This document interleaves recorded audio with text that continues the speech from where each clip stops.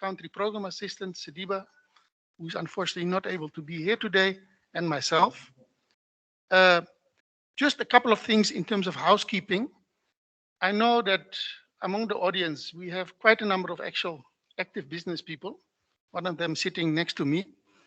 So you can leave your phone on, but put it on silent. We don't want you to miss that big order, which you have to export to South Africa. A couple of other things. There is a Wi-Fi code on your table. Uh, there is a registration document which is being circulated, and as new people will come in, I will keep on circulating it. One other thing, this is still COVID. So we do have sanitizer on our table.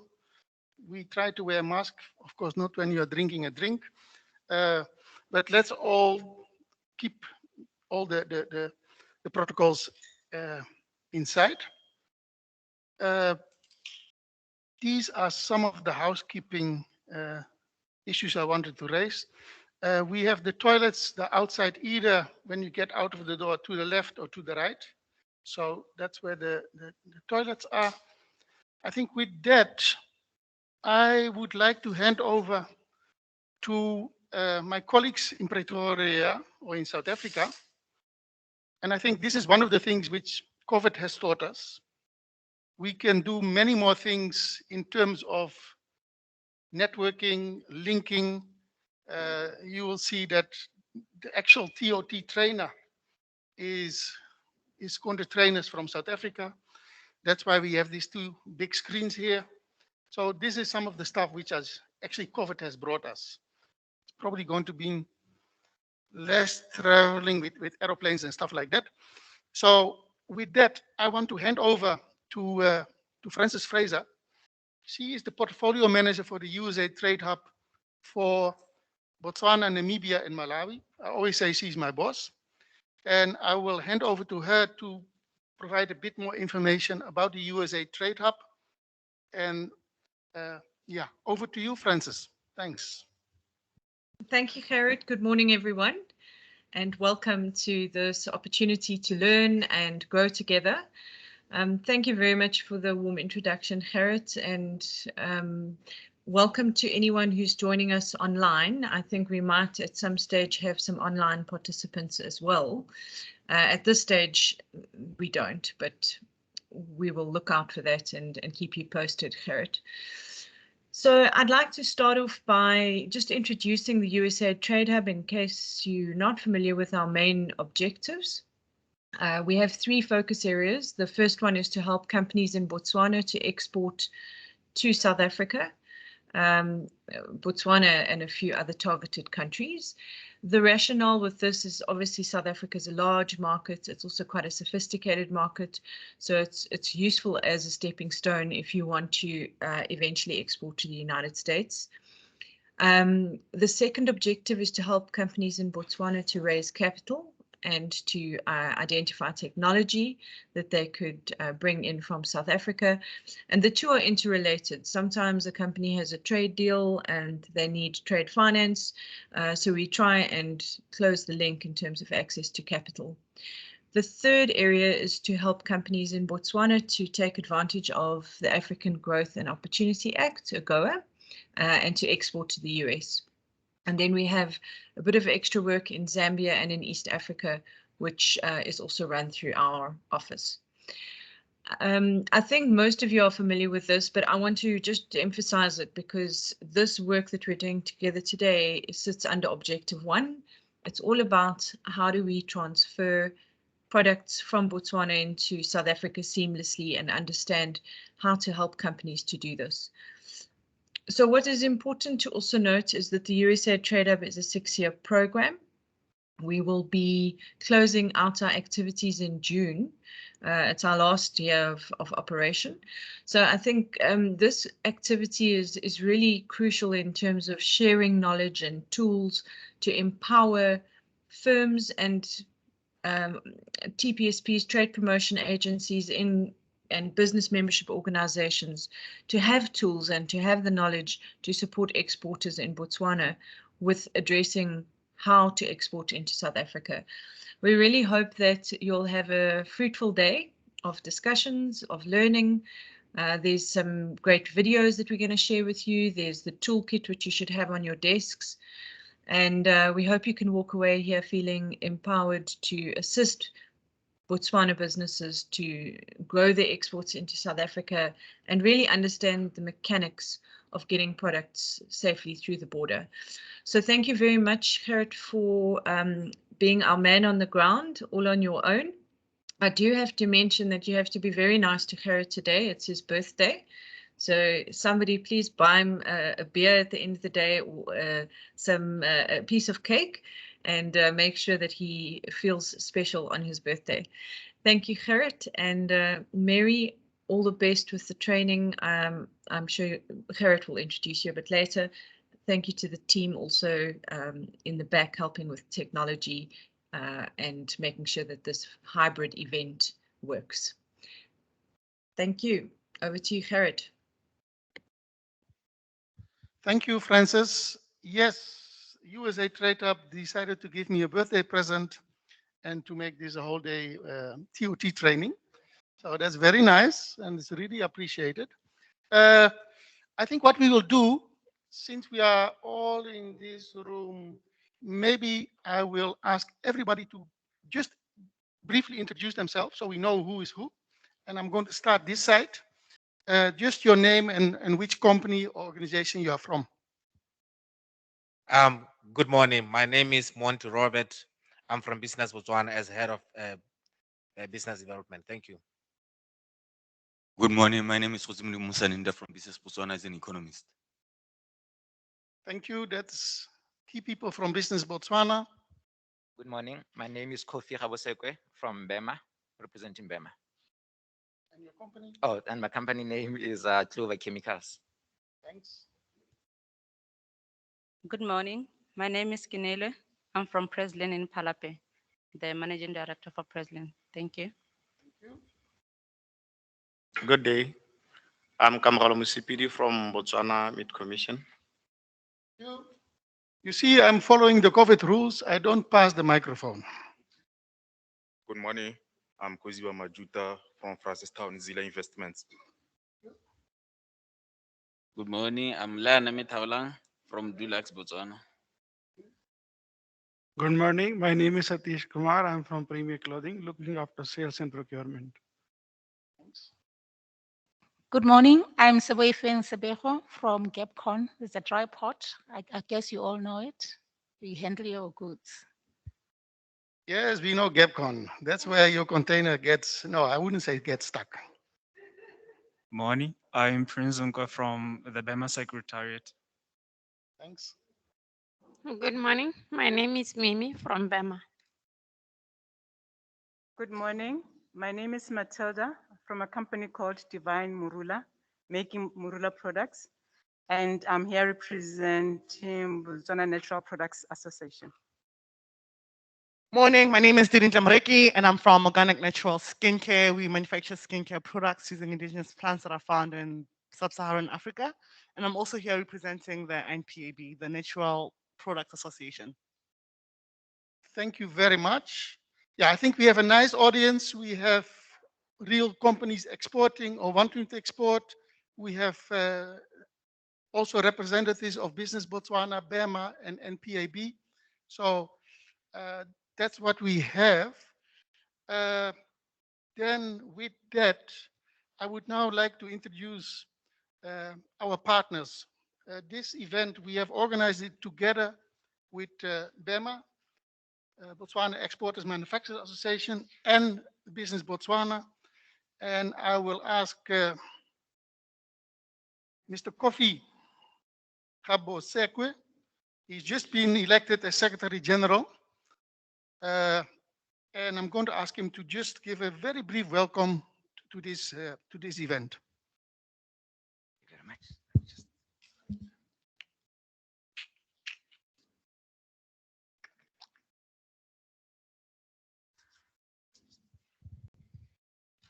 Good morning, ladies and gentlemen. Allow me to first and foremost introduce myself.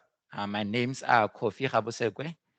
I'm from a company called Clover Chemical Industries. We are into the business of manufacturing cleaning detergents and disinfectants. I'm also here representing BEMA, Botswana Exporters and Manufacturing Association. It is at this very opportune moment that I acknowledge and recognize the presence of the USAID Trade Hub country representative, Mr. Garrett, the USAID senior officials, and thank them for organizing such a workshop. I would also like to acknowledge the BEMA representatives, Business Botswana CEO, and all the esteemed figures and participants present here at the USAID Southern Africa Trade and Investment Hub Regional Cross-Border Trade Toolkit Training of Trainers Workshop. Ladies and gentlemen, your presence here is most definitely appreciated. We know that there are other obligations to attend to, but you made the sacrifice to take time off your busy schedule to come and really appreciate what the USAID Trade Hub has in store for the sector, especially for companies that are in export and aspiring to export. Without taking much of your time, ladies and gentlemen, I wish all of us an exciting, insightful, and interactive day ahead. Thank you very much. Thank you very much, Kofi. And then I'm going to ask Monty, Head of Business Development Services, to also welcome us on behalf of Business Botswana. Here you are, Monty. Thank you, Hart. Good morning. Good morning to those present here, and good morning to those on virtual space. Allow me to pronounce that protocol has been observed. I do not want to miss anyone by pronouncing positions and names.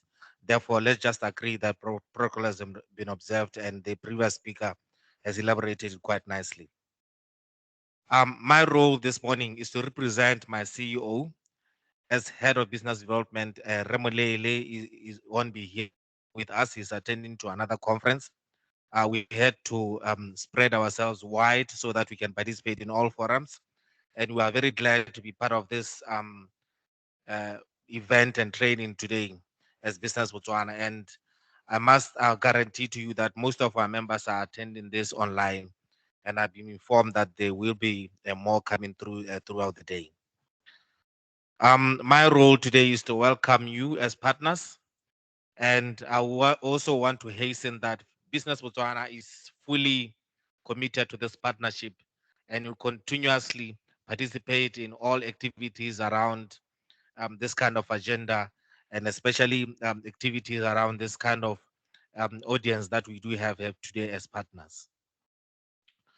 We continue as the objectives that were elaborated by the first speakers for this particular training, that actually forms part of our strategic intent as an organization in terms of increasing our exports in Africa for our members, the private sector, to benefit from the African, from the continental agreements that exist in terms of free trade within the continent. One objective that I just want to quickly go over is the digitalization of the sector and digitalization of the export sector. We are committed as Business Botswana to support this, because we do have programs, the Market Intelligence Information System, that has been brewed particularly to address this, and especially to the export sector that we are facing now. As a participant to AGOA and as a partner to AGOA, we continue and we strive to support the initiatives that are conceived to see that our private sector and our manufacturing sector benefit immensely from this participation. With those few remarks, without actually putting it as an organizational pitch, let me welcome everyone and thank you, Hart and team. Bye-bye. Thank you so much, Monty. I think we can give Monty also a round of applause. Thanks. Quick one. Everybody on his desk actually has the regional toolkit, which is the hard copy of basically what we are going to discuss. So But of course, that you will take home. You will share it with others where you can. At the end of the day, this is a ToT training, so trainer of trainers. So the idea is that people who are here will have the ability then to pass on the knowledge to others. We will also, all the participants, we will endeavor to make sure that you have some kind of certificate of attending this as well. We might get them this afternoon, otherwise we'll get them to you in one way or the other. So you can always stick that on your wall to say that, no, I'm a trainer of trainer. Just other things, if you feel you need another face mask are here. With that, I already mentioned the housekeeping rules, phones off, or at least on silent, yeah, etc. So I would like now to hand over actually to our trainer, Mary Gaunda, and I'm going to hand over to her to actually take it from here. Mary, please go ahead. Good morning to Gerrit. Happy birthday, Gerrit, and I hope you actually have a good day, considering it's going to be a long day with us today. And thank you to all the participants for attending today. For those of you who have been involved with the Regional Cross-Border Trade Toolkit, you know that this has been going on for more than a year. And we started this because there was a call for information, there was a call for skills, and it's something that a lot of partners have brought forward to the USA Trade Hub. And from the USA Trade Hub side, we've tried to put that into the toolkit, whatever was needed. So we had developed the toolkit based on what was requested and also from the surveys that we've done with all the countries. So we've sat and we've spoken to some of you in the room, BEMA, Business Botswana, and a few others who are sitting there. And I'm very happy to see you all there and here to actually go through the toolkit and understand it a lot more, because this is something that you've asked for.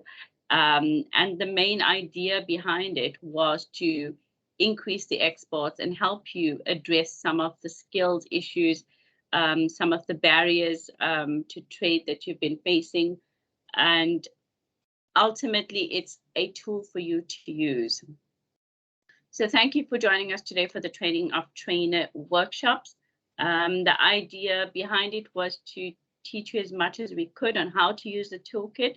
So this would be information that you'd use in your own businesses, and you'd be able to pass on to other SMEs or other exporters who are looking to export and don't really know where to start.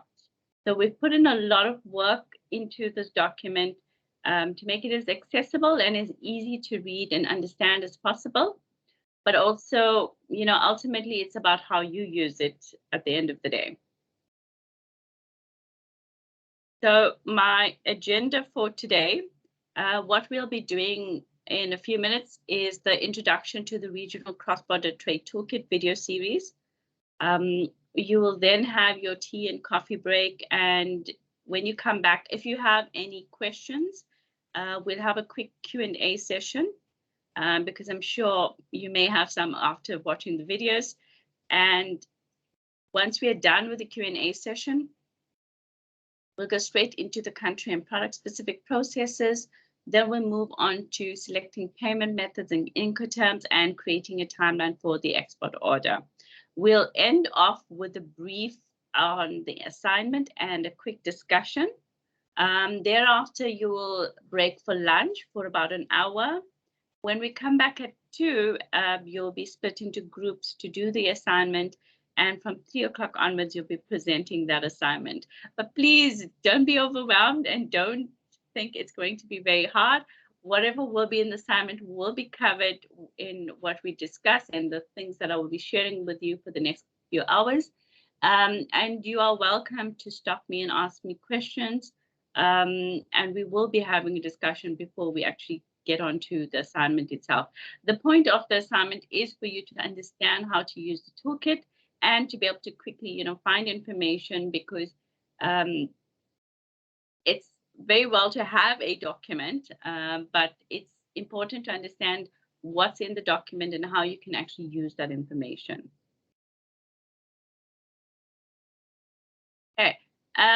We will be showing you a series of videos. These videos have been created to highlight how the regional cross-border trade toolkit can be used to increase exports from Botswana to South Africa. When we put together the toolkit, we looked at a number of products from different countries. So countries like Angola, Botswana, Lesotho, Malawi, Zambia, Mozambique. There were 8 countries that we looked at, and the products that we could export from those countries to South Africa.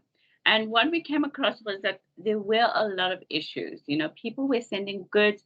The goods were stopped at the borders. There were costs that people were not aware of, exporters were not aware of, importers were not aware of. There were permits that we needed that, you know, people were just not aware that they needed these permits.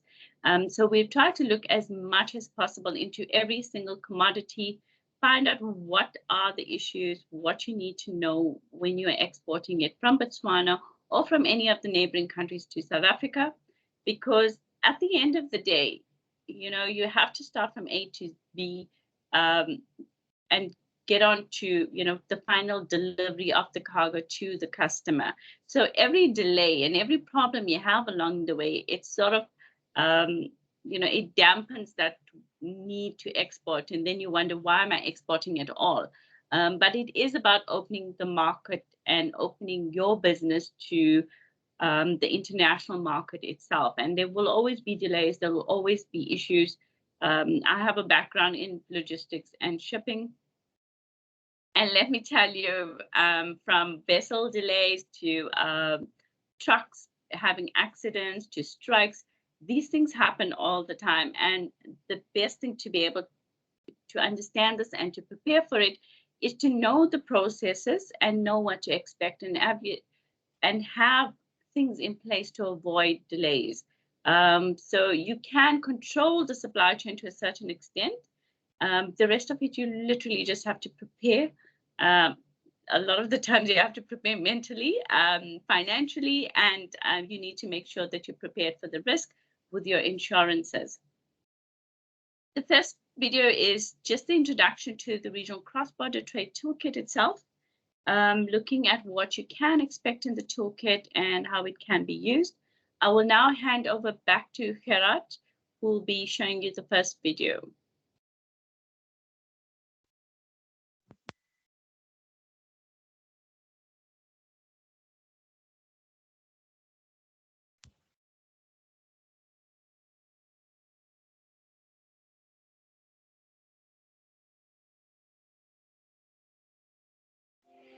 In Southern Africa, the most populous country by far is South Africa. This may benefit you if you own a business in Angola, Botswana, Eswatini, Lesotho, Malawi, Mozambique, Namibia, or Zambia, because exporting your products to South Africa gives you access to a much bigger potential market than your country. Additionally, these countries belong to the Southern African Development Community, which allows member countries to trade with reduced and exempted customs duties. This lowers trade costs and increases the competitiveness of your products compared to non-member countries. Beyond the potential to grow your own business, cross-border trade also contributes to economic development and ultimately helps to alleviate poverty in the region. Exporting to South Africa, it's been very, very positive. For us as a small country to export there, it's huge. They are the biggest consumers within our region. By exporting to South Africa, being our closest trading partner has really helped us grow the company. We would not have been able to do as well as we have done. South Africa was the only market really for our product. The more produce we sell and the more markets the US Trade Hub exposes us to, the more people we can actually develop. The kind of commodities you might export to South Africa range from metals, minerals, and machinery to foods and fabrics. Examples include meat and meat products, fish, medicinal plants and natural products, nuts, seeds and beans, moringa, honey, fruits, soya products, sauces, tea and coffee, textiles and clothing, personal protective equipment, handicrafts and accessories. It is important to note that some products have specific requirements regarding applicable taxes, certifications, permits, inspections, packaging, and grading. Additionally, your business needs to understand the processes, procedures, and implications involved. Is there a market for your product? Does your business have the skills and resources to export? What are the requirements and risks? What documents and certifications are needed? These considerations all need to be addressed and prepared for as early as possible to reduce costly mistakes and delays. The USAID Southern Africa Trade and Investment Hub has developed a regional cross-border trade toolkit specifically to answer your questions and to help you get export ready. This video series summarizes some of the most relevant aspects of the toolkit, and we're here to help you. Find out more about exporting to South Africa in the toolkit or by contacting the USAID Southern Africa Trade and Investment Hub.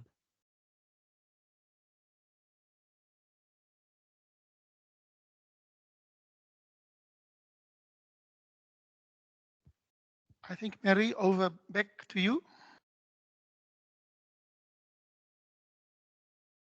Thank you, Gerrit. I hope that video was a good one for you and the team there.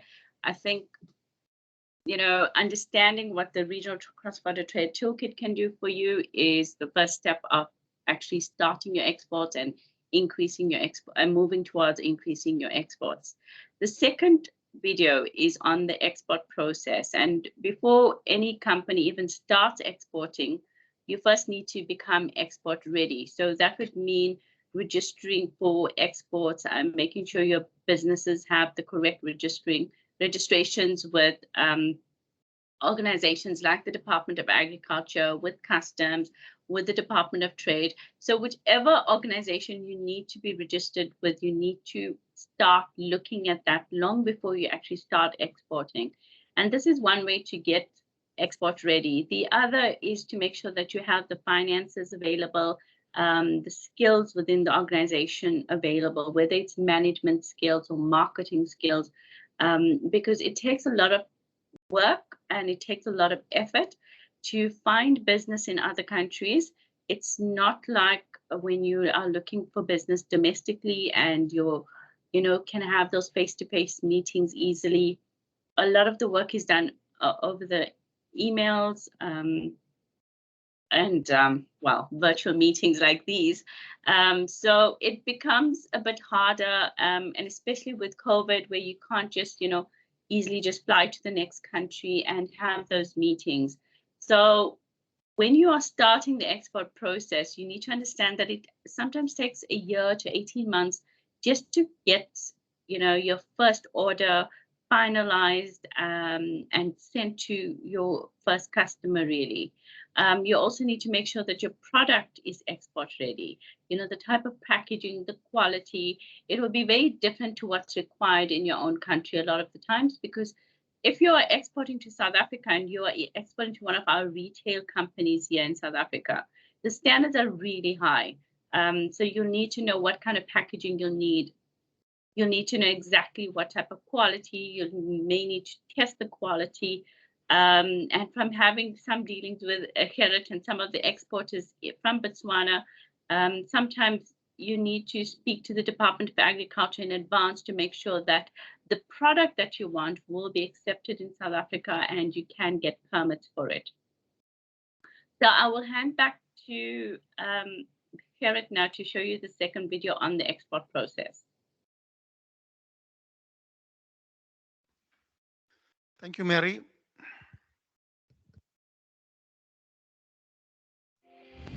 The process of exporting from Southern African countries to South Africa begins long before the physical movement of goods.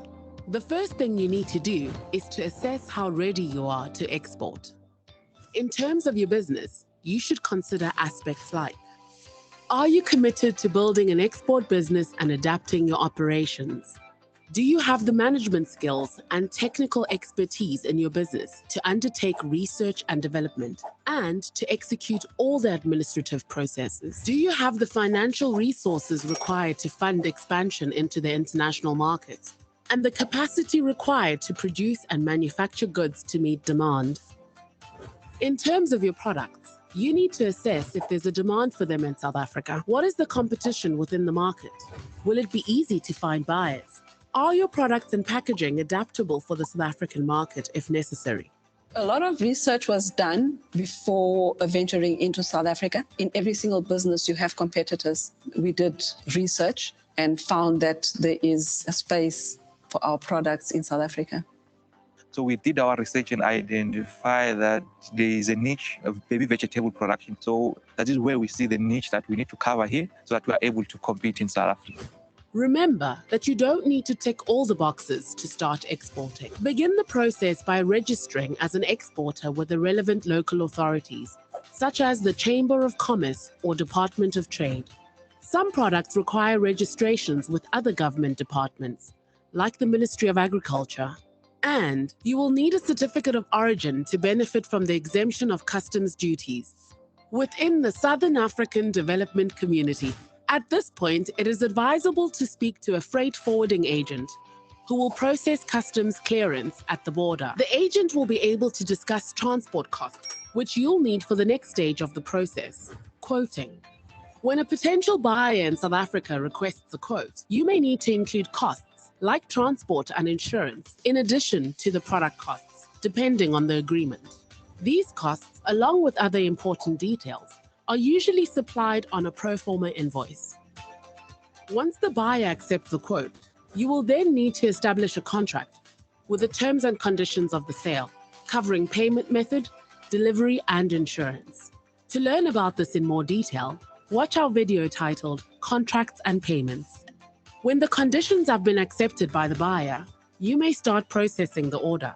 This includes packaging your products and getting them ready for transport, as well as working with your freight forwarder to arrange transport and customs clearance. As much as this stage is about physically shipping products, a priority should be completing the relevant documents correctly and comprehensively. These documents, which include invoices, packing lists, transportation documents, and certificates of origin, are discussed in more detail in the Cross-Border Trade Toolkit, which also covers other aspects of exporting to South Africa.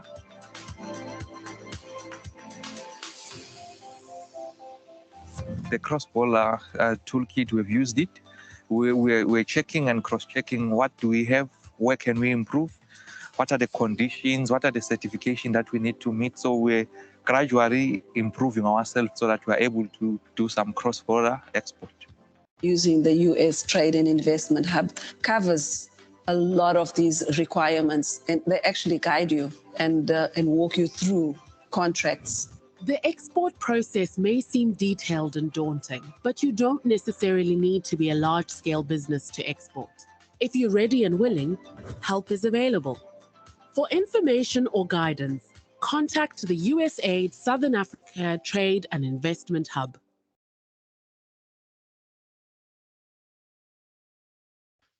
Thank you very much. I think we'll hand over to Mary again. I mean, where we say contact USA Trade Hub, I think going forward, we would like to say also contact, for instance, BEMA or Business Botswana or NPAB.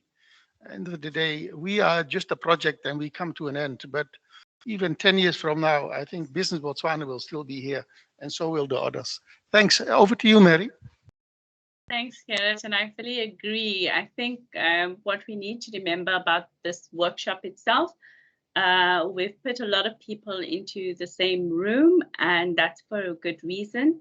It's for you to be able to network and continue the work that the USA Trade Hub has started. Unfortunately, yes, the project is coming to an end, but I think, you know, with organizations like Business Botswana and BEMA in the room, and many of the exporters that have been involved with the USA Trade Hub, a lot of the work that has been started by the USA Trade Hub can be continued, and exports can be increased from Botswana and done by the locals, really, and working together.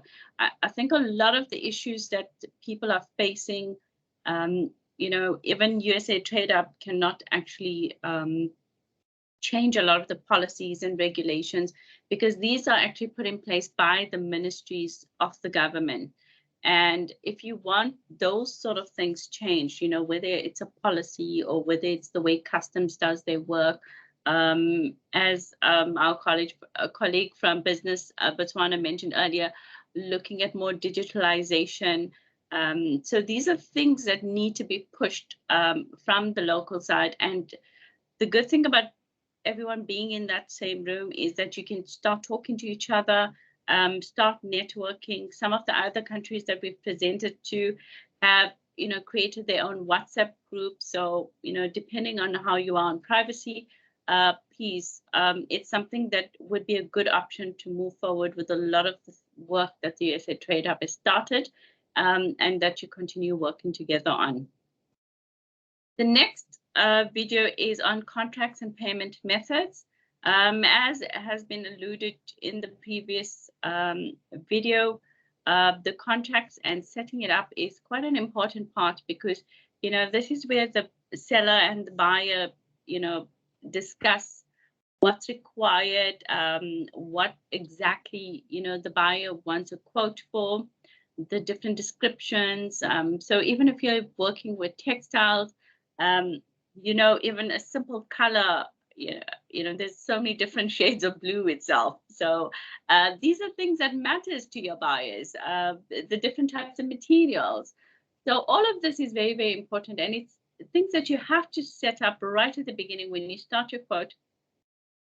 There is no written quote where you are, you know, working together and you have a document that's signed. Usually, it's usually just your emails, your pro forma invoices, your commercial invoices, which state all of the information that's required within your contract. So where the delivery takes place, how much someone has to pay, when they pay, how they pay. So all of this ends up being on those documents that you prepare, but you do not usually have a full-on contract. So the contracts part is very important, and it's very important to remember that you don't have a written out contract. So you need to be very careful about what you put on your emails, what you agree to right at the beginning, because these may add on cost for yourself as the seller, and you may not be able to recoup it if you haven't included it in your quote.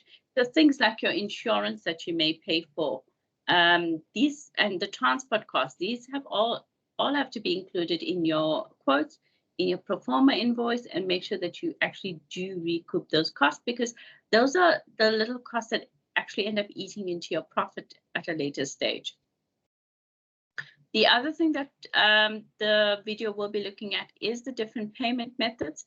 So we usually work with 4 payment methods in international trade, one being cash in advance, then you've got your letter of credit, bank collections, and open accounts. These will be going into detail later today. But please remember, these are the payment methods between the seller and the buyer. So if you are the seller and you need to get additional financing from the bank or some other way of financing, this is not covered within the toolkit itself. That is aside from this. So this is basically just looking at, you sold a product to your a client or a buyer in South Africa, how will you get paid? Okay, so I will hand back to Gerrit to show the third video. Thank you, Mary. Let's have the third video, please.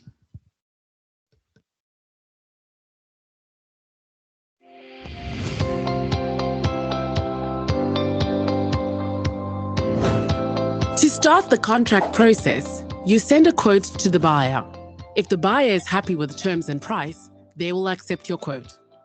Congratulations! You're a giant step closer to becoming an exporter. But before you celebrate, remember that there are risks and responsibilities for you and your buyer. So it is in both of your interests to make sure you have a contract that is clear and comprehensive. In international trade, the contract is seldom one single document. It is the negotiation that usually happens by email between the buyer and the seller. A good contract will stipulate the details, terms and conditions of the sale, protecting both parties, helping to avoid risks like non-delivery or non-payment, and make the responsibilities of the buyer and supplier explicit. Broadly, your obligations as the seller are to deliver the goods, hand over all relevant documents, and transfer ownership of the goods. The goods must conform to the description, quality, and quantity you committed to, and must be packaged in a way that preserves and protects the contents. The buyer's obligations are to comply with the agreed formalities, pay for the goods, and take delivery. The contract must specify where and when delivery will take place, where risk passes, and who is responsible for which costs. The International Chamber of Commerce, Incoterms, provides a simple way to state these requirements. To learn about this in more detail, watch our video titled Incoterms. One of the most important components of the contract is your and the buyer's agreement on how and when you will be paid. There are various methods of payment. Cash in advance is the most secure for the exporter, as you are paid in part or in full before delivering the goods. However, this method is used infrequently, as it places the financial burden and risk on the buyer. A letter of credit is a bank's written undertaking to make payment once the required documents are submitted. Letters of credit involve many different parties and are more expensive than most other payment methods, but they provide security for both the seller and the buyer. A cheaper but less secure option is a bank collection. This is where through your bank you can send a document to the buyer initiating the collection of money owed to you. Although this is legally binding, it does not give you as much protection as a letter of credit. Lastly, you can sell on an open account basis, whereby you send shipping documents directly to your buyer, who should then pay you. This carries a risk of non-payment and is usually used by big established sellers and buyers. It's not recommended for new exporters, and if you do use this option, export credit insurance is advisable. So, your products have been shipped, risk has passed to the buyer, everyone has fulfilled their obligations, and you've been paid. Now you can celebrate. For more details, information, and guidance, you can consult the Cross-Border Trade Toolkit or contact the USAID Southern Africa Trade and Investment Hub. Thanks. Yeah, I'll hand over back to Mary. One of the things I want to say is that being in the export business, the end of the day, if you have found a company buying from you, there is the development of trust between you and them. And that is a process which normally takes time, but it's very, very important. Trust is being gained by being very open to what you are doing. If there are delays, don't hide it. If there are issues, don't hide it. If they ask for information, be prompt. And like where I come from, we have a saying. The saying is that trust comes walking and goes on horseback. In other words, it takes time to build trust, but it's easy to lose. So just these are some of the things, if you're in the export business, developing that kind of relationship with your customers is often very important. I don't know. Mary, we do have a question. Yes. Can we entertain? Yes, that's fine. Okay, hold on. Jerry, are you the cameraman? Thank you very much. My question is mostly on the export insurance credit, which is, are there any organizations that you could possibly recommend to small businesses that can possibly host us or hold us under the export insurance credit? Reason I'm asking this is that we are now preparing to export, even though we've been exporting small batches. And we are using the last payment selling option, whereby we're sending a consignment over and we are to be paid after the consignment is sent over and after actually 50% of that consignment is sold over. Now, my question is, how could we, you did say that we could use the insurance credit to put us on the safe spot, but are there any organizations that could sincerely protect us or that we should sign up with? This is the first question. And are they in Botswana or are they in South Africa? My second follow-up question is going to be, with the chambers of commerce. Now, is there a way that we could possibly register in Botswana to be an exporter in South Africa? Do we necessarily have to go through your BITCs, or is it an option of us filling out the form online without necessarily being there physically? Thank you. Okay, I think just Mary, keep I think I'll the- hand over to you to answer these questions briefly, and then we go to the next and the Yeah. final video. Thanks. I think firstly, I will have to do some research and check if any of these companies are available in Botswana. The problem is some of them may not be available. There are some international companies, but I will check that and get back to you. I'll try for later today. Where you mentioned your second question, registering with the Chamber of Commerce. Now, you cannot really register as a South African company if you're not based in South Africa.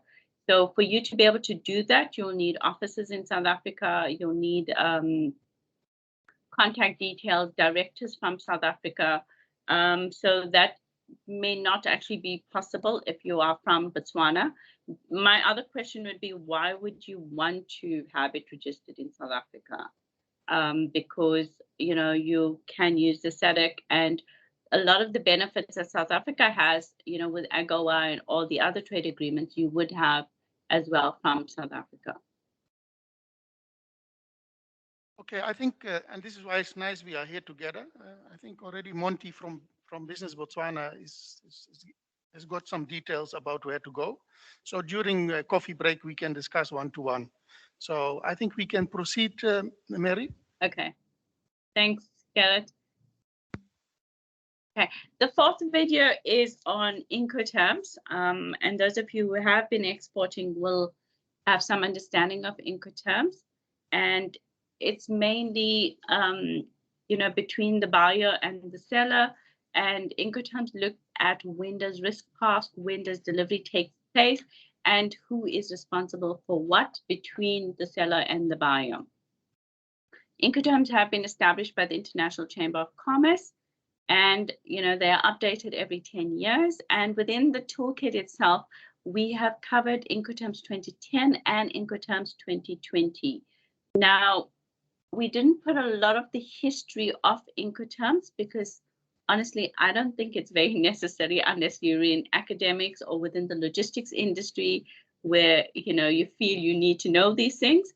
I've tried to keep it as practical as possible. We've put together a tool where you can just go and have a look at the Incoterm itself, the acronym, whether it's FOB or FCA or CIF, and you'll find out how to write it out in your document. When does delivery take place, what the seller's responsibilities are, what the buyer's responsibilities are, up to when you need to have your insurance, because this is what exporters need. You need something practical. You need to know, okay, if I am using FCA, where does the delivery take place, and what do I need to do? What documents do I need to provide, and so on. So when we worked with the toolkit, we tried to make it as practical as possible for you to be able to use and pass on that information. So if someone comes to you and says to you, I'm working with an export, my client in South Africa expects me to do it on a DDP basis, Incoterm basis, and I don't know what that means. So all you'd have to do is go into the toolkit and you'll see that DDP means the seller actually has to deliver to the buyer and pay for everything and be responsible for export clearance and import clearance. And then you'd actually tell the exporter they're new, please stay away from DDP. Okay, but we will get into that in a much bigger discussion a little later, and we'll go into more detail with that. In the meantime, Gerrit, if you can just play the last video. Thank you, Wame. Please, over to you.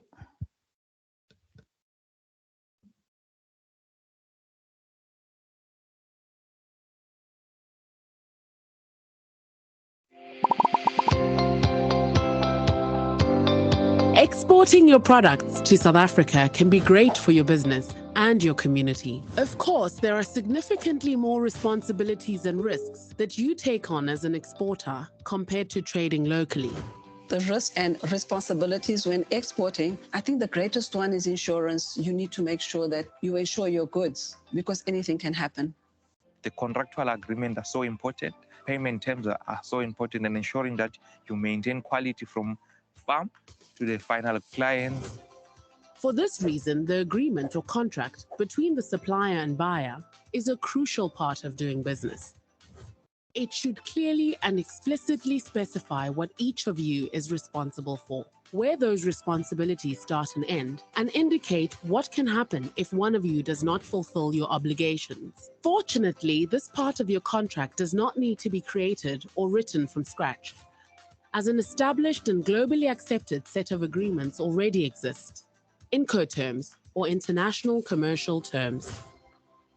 Incoterms are published by the International Chamber of Commerce, or ICC for short.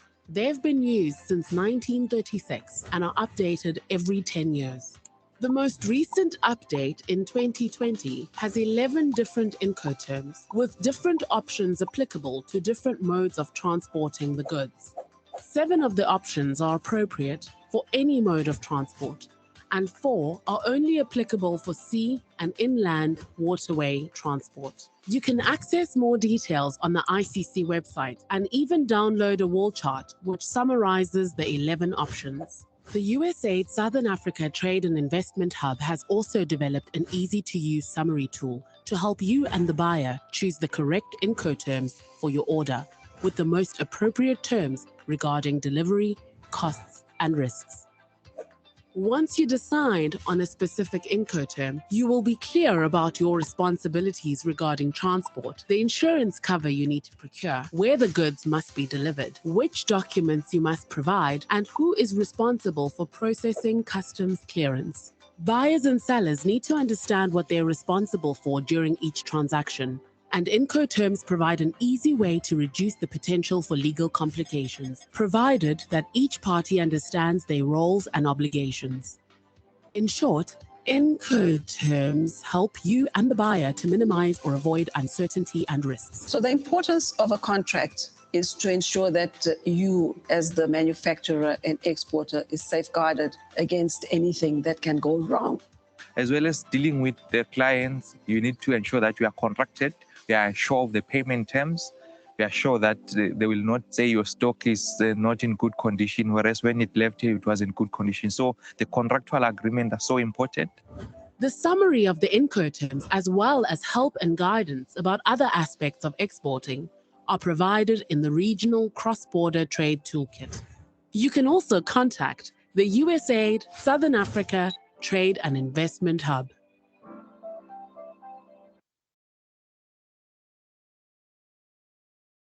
Thank you. I think back to you, Mary. Maybe before I do that, I also want to say a few words. Just, I mean, getting the terms right, to be frank, is very, very important. And I'll give you an example.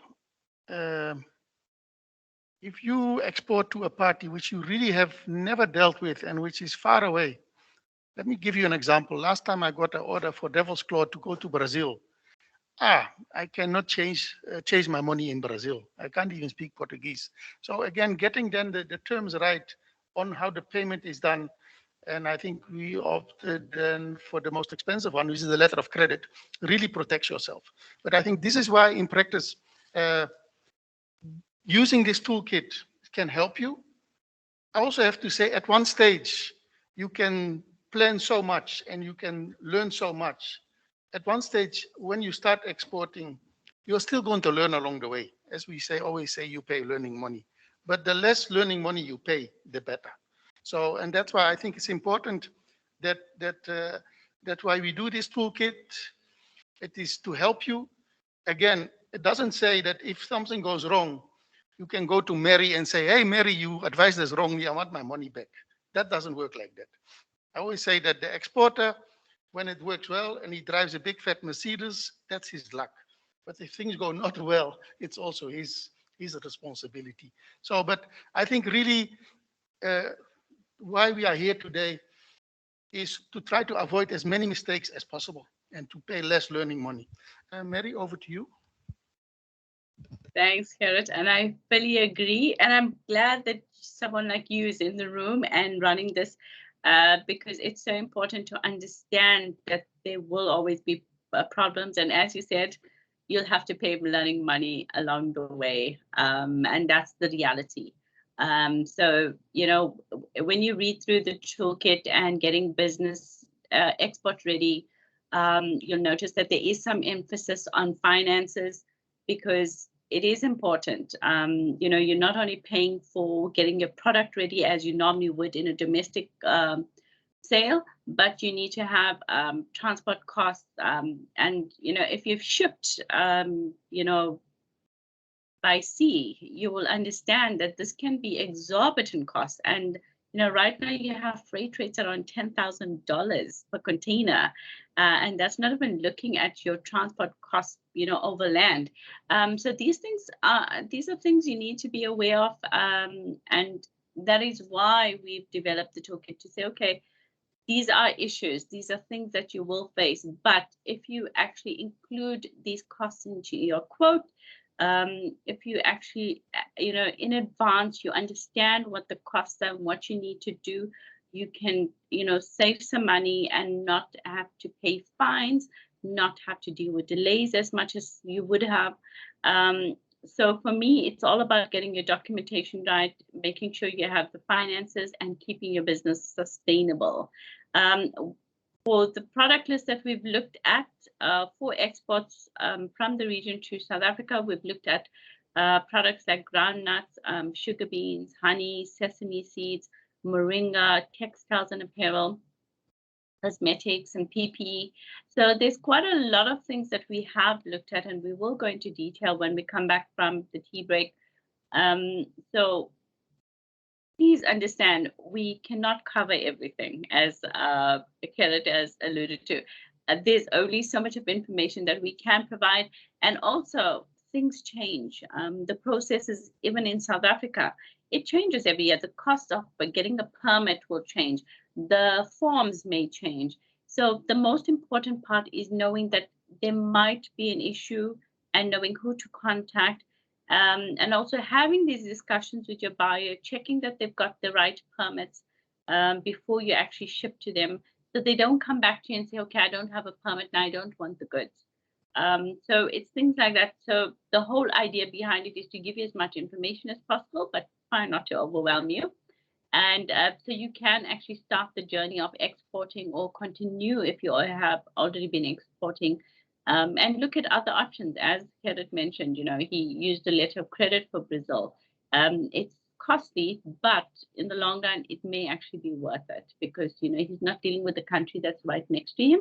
He's dealing with the country that's far away. And yeah, there's language barriers, and you will find it with importing countries as you move, you know, up from the level of just exporting to South Africa and to other countries.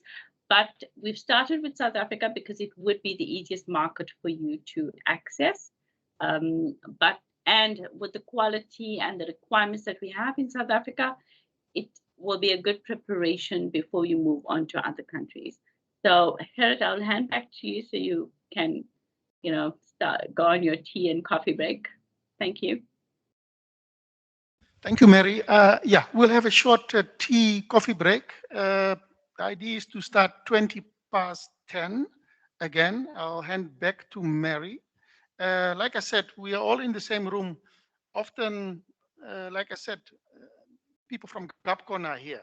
They are people who also help you. They have knowledge about, okay, this is a good custom clearing agent. So you are not alone.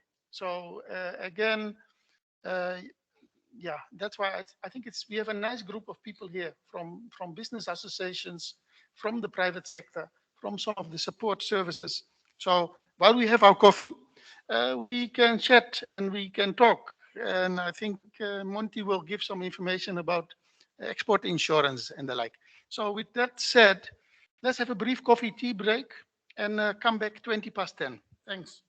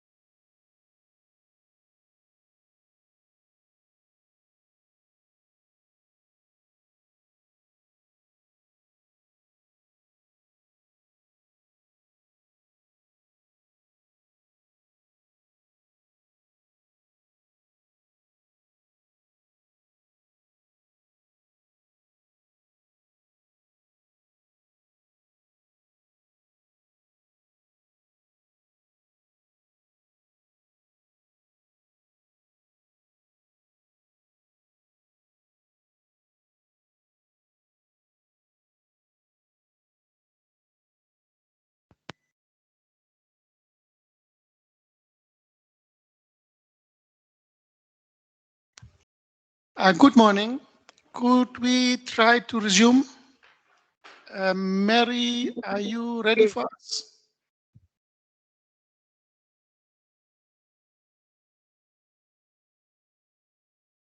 Yes, Garrett, I'm ready. Then I'm handing over back to you. Thanks.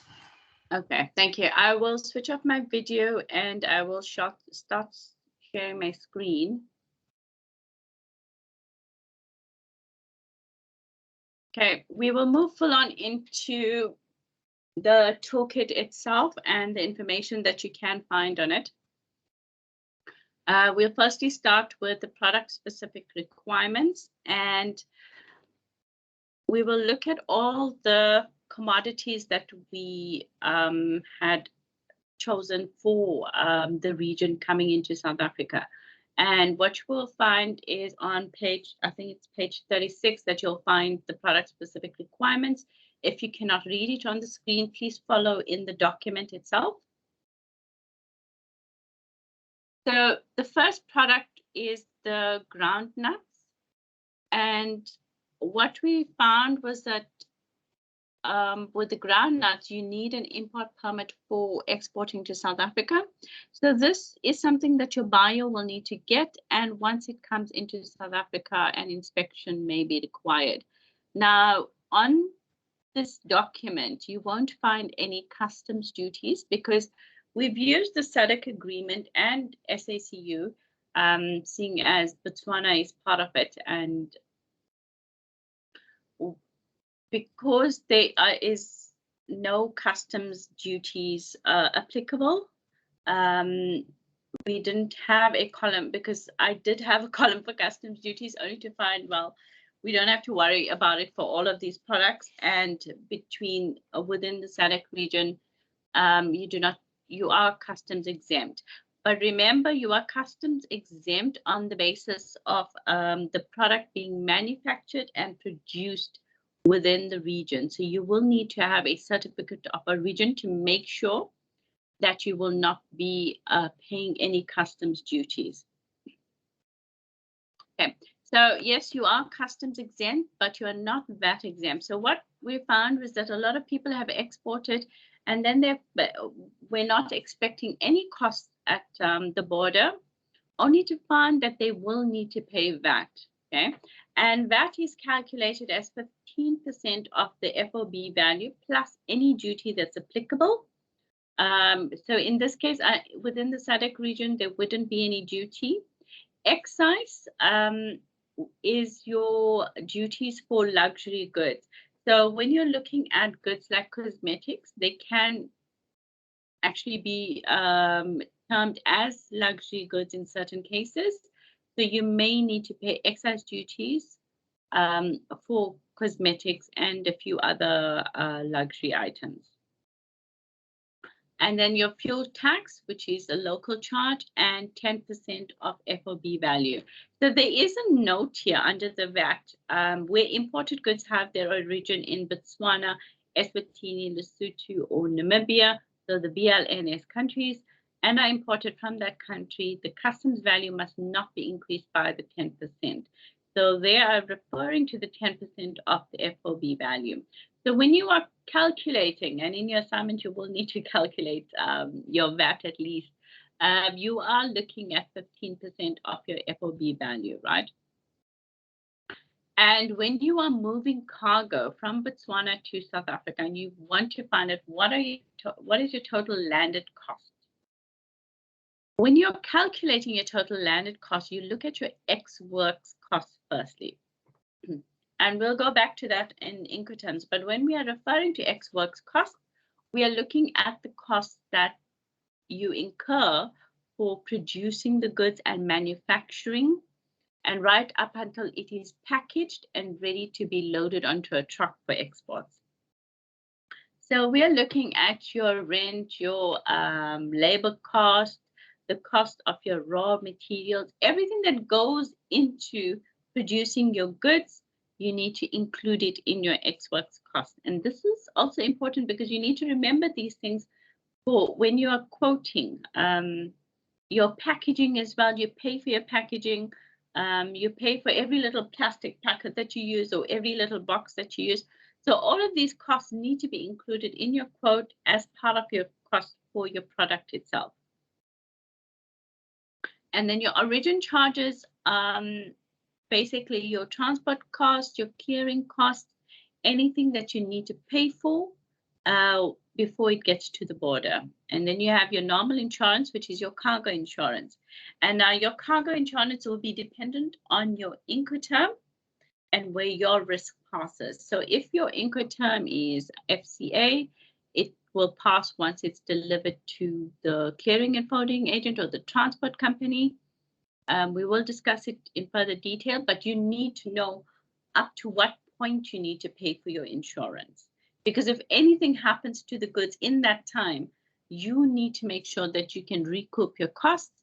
Because if your goods are damaged in transit and you don't have insurance, you will lose out a lot of money, especially if it was under your responsibility. And then you're looking at freight. So your freight could be your sea freight or your air freight and getting it across the border.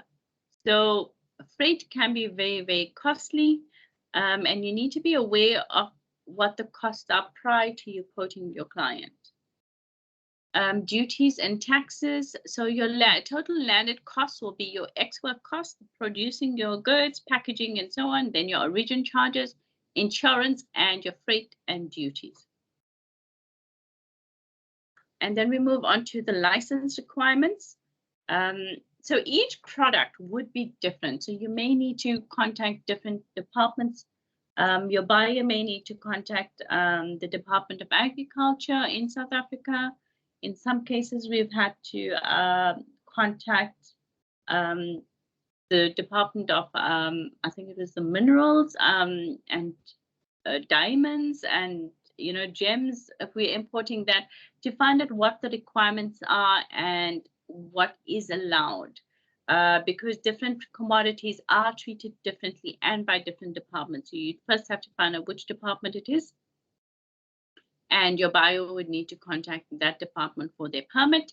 On your side, you will need to make sure that if there's any export requirements from the Department of Agriculture, such as your phytosanitary certificates, you need to make arrangements long before you start exporting to know what the process is for getting a phytosanitary certificate, if there's any inspections on your side involved, and generally what the costs are.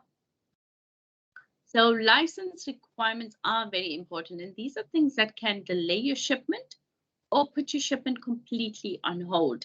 Because if you send cargo to South Africa and there is no import permit, you will receive a fine and your goods may be delayed or they may be confiscated if it doesn't have the right import permits. Your inspections may be required for groundnuts. This is handled by Plant and Quality Control, the Department of Agriculture, and sometimes the Port Health Officer. Okay, so there will be different organizations that if it's stopped for inspections, customs may decide they want to inspect, and then suddenly you'll find that the Department of Agriculture also wants to inspect. And these are things that will delay your shipments and add extra cost, because once it is in their custody, you have to move it into a customs bonded warehouse or a depot that's been approved by them. And whatever storage costs are incurred in that time, it is for you or your buyer, right? So you need to be aware that there are certain products that they may actually just stop. Meat products are one of those things where almost every shipment gets stopped. Macadamia nuts, your VAT is calculated in the same way. Total landed cost is calculated as well in the same way. So we won't actually go into the details of this again. Your VAT is 15% of your FOB value plus duties plus excise plus fuel tax, and you don't need to worry about the 10% of FOB value there. Your total landed cost would be your ex-works plus origin charges plus insurance plus freight and duties and taxes. The reason why we focus on these things is so that you, when you are quoting and when you are sending your pro forma invoices to your client, you are considering all these costs. For macadamia nuts, an import permit is required in South Africa. So that means you will need to have your phytosanitary certificate, or you need to contact your Department of Agriculture in Botswana to make sure that you are following your rules on your side. But here in South Africa, before your buyer actually places the order and finalizes the order and accepts your quote, they need to make sure that they have an import permit. Now, an import permit takes up to 30 days to process. The cost is quite low. It's under 300 rands. And it's just that they need to provide all the details that you provide them, how much of cargo is being shipped, when is it being shipped, what's the packaging, and so on. And your details as well as the importer's details. So all of this information is required to get an import permit. It is time consuming, and you do sometimes need to follow up with the Department of Agriculture here in South Africa. But remember, this is not a job for the seller to do. It is something that the buyer needs to provide. Okay, you just need to be aware that they need to have it so that they do not come back and say you are at fault, because it is something that the buyer needs to do. Okay. So cashew nuts, moving on to cashew nuts, you don't really need a license or an import permit, and you don't normally have inspections. Soya beans and products, an import permit may be required. And remember, when you're dealing with soya beans and soya products, you need to look at the quality, the protein content, and all of this needs to be assessed. Honey, which is one of the harder products to deal with, because when you are exporting to South Africa, honey needs to be irradiated and an import permit is required. So and there's different packaging that's needed, and even your packaging itself, things that even the font of the sign or the labeling on the packaging is important for honey. We do have a fact sheet on honey and what you need to look at within the toolkit, and it's towards the end of the toolkit itself. Sugar beans, an import permit is required, and there will be inspections. So there may be inspections from plant and quality control. There is also a fact sheet on beans and sugar beans within the toolkit, so you can have a look at that, because looking at the different grades, whether it's canned or dried beans, you need to be aware of what your client or your buyer wants in South Africa. Fish and import permit is required, and that's handled by the Department of Trade and Industry. Meat and meat products. These are things that would be important for Botswana because you do send meat products to South Africa. An import permit is required. So you're dealing with animal health. So the same way that you need, the buyer needs to apply for an import permit for agriculture, they need to do the same with animal health. There is a form that needs to be completed. There is a fee that they need to pay, and it also takes up to 30 days. And normally, imports of meat is usually inspected. Even if it comes via sea, almost every single shipment is stopped and inspected to make sure that the right permits are being used.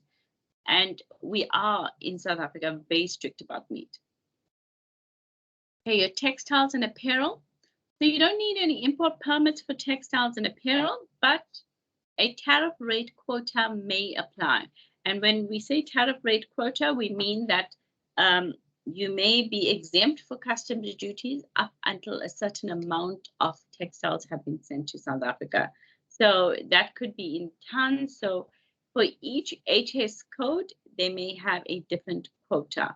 So a different maximum amount. So let's just say for cotton dresses, women's dresses, it could be 10,000 tons. For men's pants, it could be 15,000 tons. So it is dependent on the HS code itself. Okay. Salt is not really applicable for Botswana, but an import permit is required and an inspection is required. Olive oil, an import permit may be required for olive oil. Remember, for agricultural products, you tend to need a permit unless it is processed. So if it's heat treated or however it's processed, the best advice I can give to you is make sure that the buyer has checked with the Department of Agriculture before they have imported whether or not they need an import permit, because these rules do change. Any sources, and we do have sources coming in from Botswana, an inspection is required, but an import permit may not actually be required. Dates as well, inspection is required, but you may not need an import permit. Raisins, inspection is required, and you may not need an import permit. So dates and raisins are things that are dried, and they usually don't need import permits because it is processed. Table grapes, that an inspection is required. We've got your 8% of FOB value for under the African Continental Free Trade Agreement. Please remember that, and the reason why I'm touching on this, even though it's not applicable to Botswana, we have the African Continental Free Trade Agreement that has been put in place. Okay, there's a lot of countries that have signed, but we don't know what the tariff rates are at the moment, and negotiations are still happening. So please do not assume that you'll be exempted from customs duties because you are moving goods under the African Continental Free Trade Agreement. So my advice is continue moving goods, especially within the region under SADC, and check before you move anywhere else within Africa, because you may need to pay customs duties. So this is just something to take note of, because there's been a lot of talk about the African Continental Free Trade Agreement. There's been assumptions that it is fully free, but it's not. So please check on the actual commodity itself, if it's part of the agreement, before you move any cargo. So under SADC, yes, you do not need to worry about customs duties, but under the African Continental Free Trade Agreement, even if moving cargo to South Africa, if you say you're moving it under that agreement, then you may need to pay duties.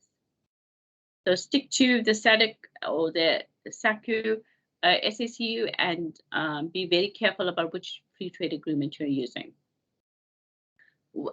Tea and import permit may be required, but we normally check on a case-by-case basis, depending on the type of tea and so on, and how processed it is.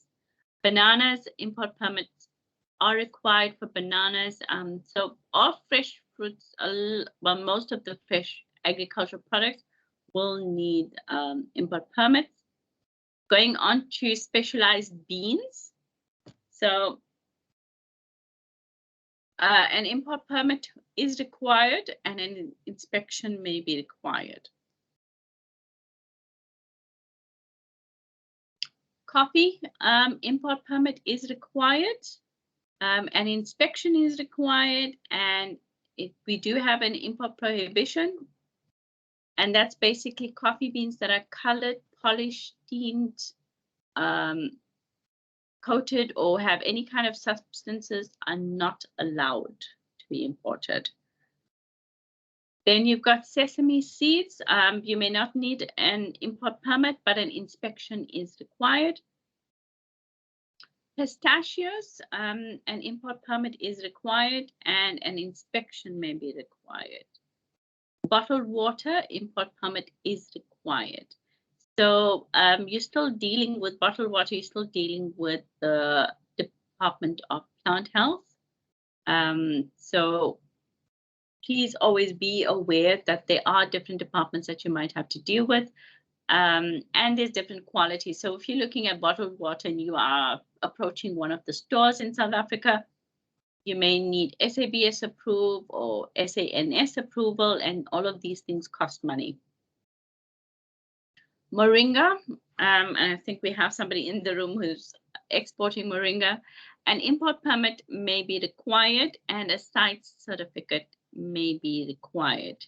Now, CITES is for the Convention on International Trade in Endangered Species of Wild Fauna and Flora. So this is basically so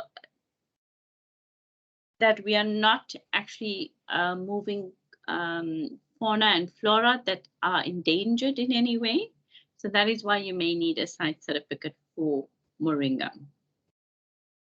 And inspection is required for moringa. So please always bear that in mind, that if you're exporting moringa to South Africa, whether by air freight or by trucking or rail, it may be stopped for inspection, okay?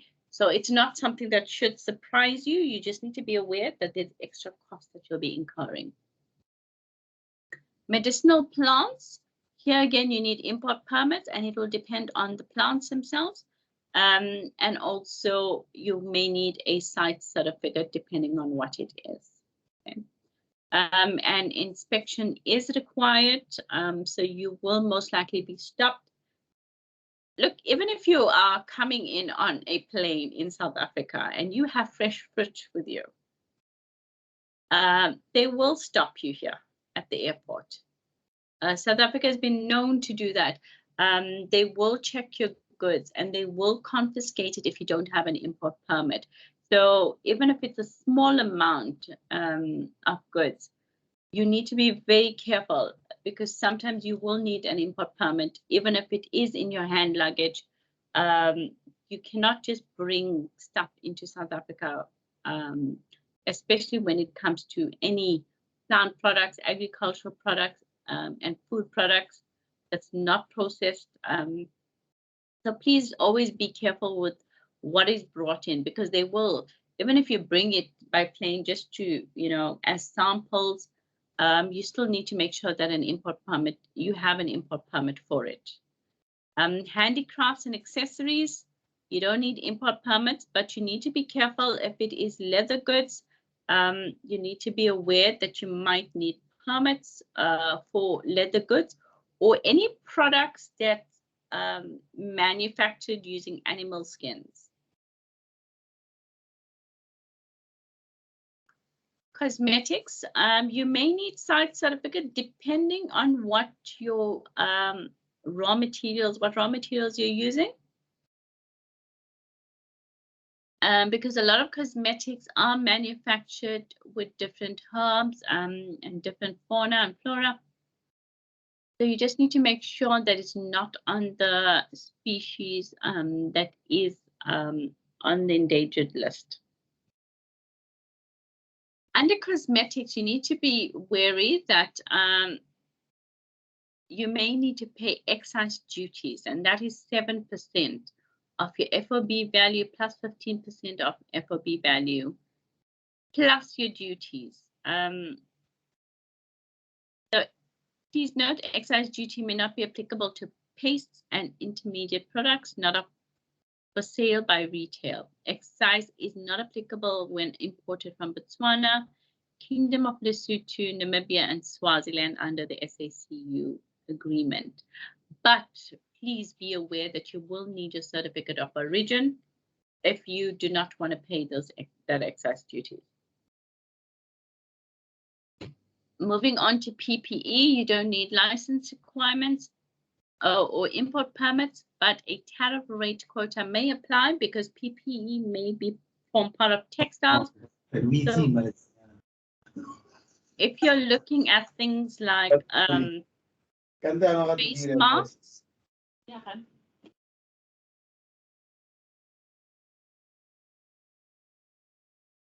sorry, it was just some sound that should not have been on. So when you're looking at products like face masks, you may have a tariff rate quota, similar to all other textiles. Okay, so these are your product-specific requirements that you will find in the cross-border trade toolkit. So please, if there's specific things that you're looking at, please go through it and make sure that you understand the permits that's required, and also understand what you need from your side, and make sure that you are contacting your Department of Agriculture or any ministries that you need to be in contact with on your side to make sure that you've got your correct certificates. So if you need phytosanitary certificates and so on, you need to make arrangements for that. Okay, we'll now move on to selecting payment terms and your Incoterms. So as I've said before, your payment terms is how would you get paid by the buyer. So the buyer comes to you and, you've quoted them and, they are happy with the quote, they're happy with the prices, even including the transport costs. But one of the most important things to decide is how you will get paid. So you've got 4 payment methods, right? That's acceptable for international trade. Your first one is your cash in advance. This is the most secure form of obtaining payment, but is used infrequently. Under these terms, the buyer prepays the entire shipment or part of it. Okay. Now, I know as businesses, you may be wary of saying to a buyer, please pay in advance, because you might be afraid that the buyer won't want to buy if they have to pay in advance. But remember, when you're dealing with first world countries and they tell you to pay in advance, you pay in advance. I mean, if you've done any orders, import orders, no matter what website it is, so whether it's Alibaba.com or Amazon.com, you've had to pay in advance. So you need to be aware that this is an accepted way of payment. So even if you ask your buyer to pay part of it in advance, you can do that, because remember, you have costs. You need to produce the goods that you are exporting, and all of that costs money. So you still need to pay your labor, you still need to pay your rent, you need to pay for the raw materials that you are using. So one way to find out if a buyer is very serious is asking them to pay a deposit or pay for the full shipment when they order. Okay, you'll find that whenever you're dealing with e-commerce, any website, you have to pay in advance. So it's whether or not you trust the website. If you want the product, generally have to pay. So if you are new to exporting and you've got a legitimate product and it's of good quality, and you can stand by a product and you can fulfill your side, then I would say ask for cash in advance. Especially if you feel you're going to have cash flow problems by meeting the order or trying to meet the needs of that order. Okay, not a lot of buyers will be very happy with it, but you need to make sure that you stay in business. And for me, that's the most important thing, that you stay in business, because there's no point in giving somebody, the goods and you don't know whether they will pay you, because you've lost out twice, because you haven't been paid and you've outsourced or put in a lot of your own capital and money into producing the goods. So you do not want to lose out in that way as a business. So please be very careful on the payment methods that you use. The second payment method, which is a little more complex, that's the letter of credit. Okay, so the letter of credit is a written undertaking of a bank to pay the beneficiary a stated amount of money if the beneficiary produces documents drawn up strictly in accordance with the terms of the letter of credit. Okay, that's a mouthful and it sounds very complex. Okay, but it isn't. What happens is you may send me a quote, and I'm sitting here in Durban and I don't know you because you're a new exporter. I've just started importing. and I want to buy from you, but I don't know you, and I definitely don't want to do an advance payment to you because I don't want to lose out on my money either. So what we can agree on is that we do a letter of credit. A letter of credit, as Gerrit has mentioned earlier, is expensive, but it may be worth it in the long run because for me, I want the goods that I'm buying, and for you, you want your money. So we decided we're going to open a letter of credit between the two of us. So what I will do is I will go to my bank, Standard Bank in South Africa, and I will tell them that I'm ordering goods from Botswana, and I'm dealing with Gerrit and his company, and we want to open the letter of credit. So I will give my bank whatever documents I have, the quote, and so on. So if I'm buying product to, let's just say, the amount of $20,000 from Gerrit, I must already have that money in my account. Okay. So when I speak to Standard Bank, I will give them Gerrit's details, Gerrit's bank details, and Standard Bank will contact Gerrit's bank in Botswana, right, and say to them, I have a client here in South Africa who wants to open a letter of credit with your client. So Gerrit's bank will verify that Gerrit actually has a bank account with them, and he does exist, and so does his company. Once that's been done, we start drawing up the letter of credit, and then the letter of credit will have all the details of the product that's being bought, the amount that we're paying, and the Incoterm that we're using, and where delivery takes place and when. Okay. So if Gerrit says he will deliver to the clearing and floating agent in Botswana on Monday, the 14th of February, he needs to get the cargo there latest Monday, the 14th of February, because if on the letter of credit we've stated the 14th of February and he delivers on the 15th, Gerrit doesn't get paid.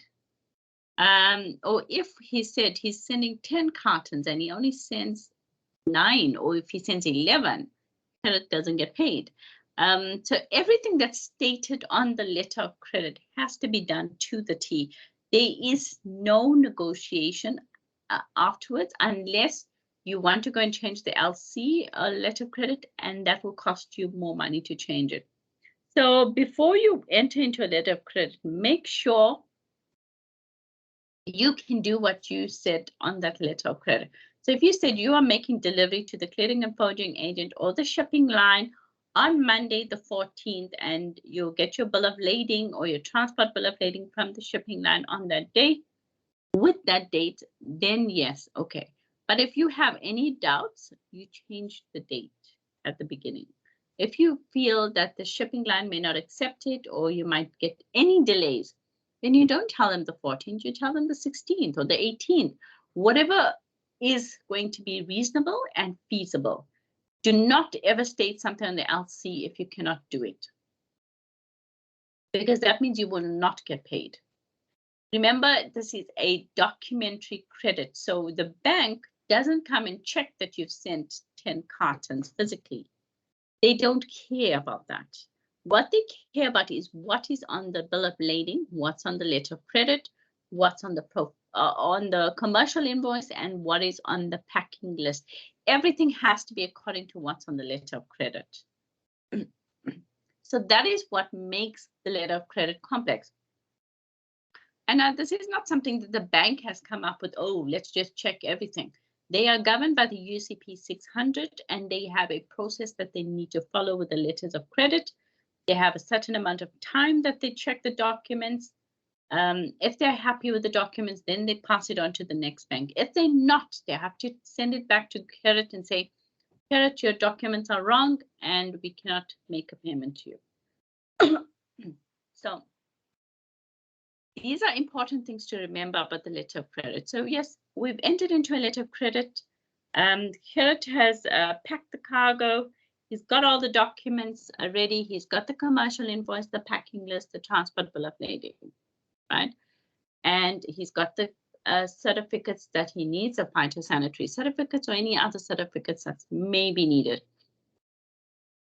So he takes these documents to the bank. The bank will check these documents according to what's on the letter of credit and what's been stated between the two of us when he's making delivery and all of that. How many cartons, all of that. They just check the documents, that's it. If they are happy with the documents, they will send it to my bank, Standard Bank in South Africa, and Standard Bank also will check the documents. But before they even check the documents, they would have already had the money from me. Sorry, I forgot to mention this. So when we enter into that letter of credit, as soon as we do so, they will take that $20,000 that I'm paying for the goods and put it in a holding account. So I cannot touch that money, because when we enter into the letter of credit, Standard Bank is saying to Gerrit's Bank that once you send the correct documents and it's we verified it, we will make payment to you, right? So now the banks will not make this undertaking unless they've already got the money. So they would have already taken the $20,000. So once Gerrit's Bank sends the documents to Standard Bank already has the money. They'll check the documents and then they will make the payment to Gerrit's Bank, right? And then they will send me the documents so I can clear the cargo on my side and I can take delivery of it. And then once Gerrit's Bank receives the money, they'll pay Gerrit. Okay. Now it is a bit of a complex process and it is a bit costly, but it is the safest way to get your payment. A lot of companies use it, especially the companies who are new and not very established, and it's something that is recommended. Use a letter of credit if you don't know the company, and even if you do know the company, let me tell you, there's a lot of people get robbed by people that they know. So, and it is the norm. You normally robbed by people than you know than strangers. So, and it's very scary being in business. So please either get a cash in advance from your buyer or use a letter of credit. You can use a documentary credit, but here the bank doesn't take that undertaking to make the payment. So they're just passing through the documents and the payment, but they don't take any they don't make any undertakings. So where in the letter of credit, they'll make sure they take the money out of me before we even start this whole shipment. They will not do that on the documentary credit. Okay, but it is, it's less secure, but a little more secure than handling it yourself. Open account. This is the least secure for a seller.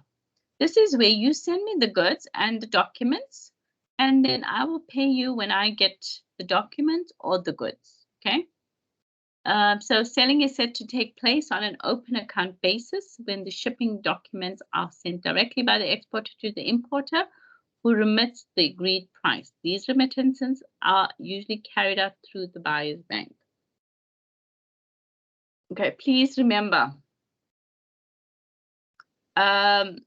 because the banks are not really involved in this fully, I will pay whenever I can. So you may not even get payment from me.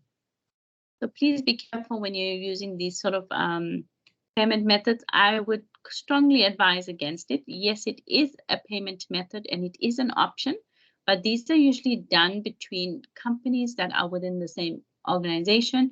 So if ToT in Japan is sending something to ToT in Durban, it's fine for them. Or if it's very big companies, dealing with each other, it is okay. But please be very wary when dealing with companies, even big companies, because that time it takes them to pay you. And that's where your credit insurance comes in, because it may take a few months to get a payment and your whole cash flow comes to a standstill, especially if you're a growing business or you're a new business.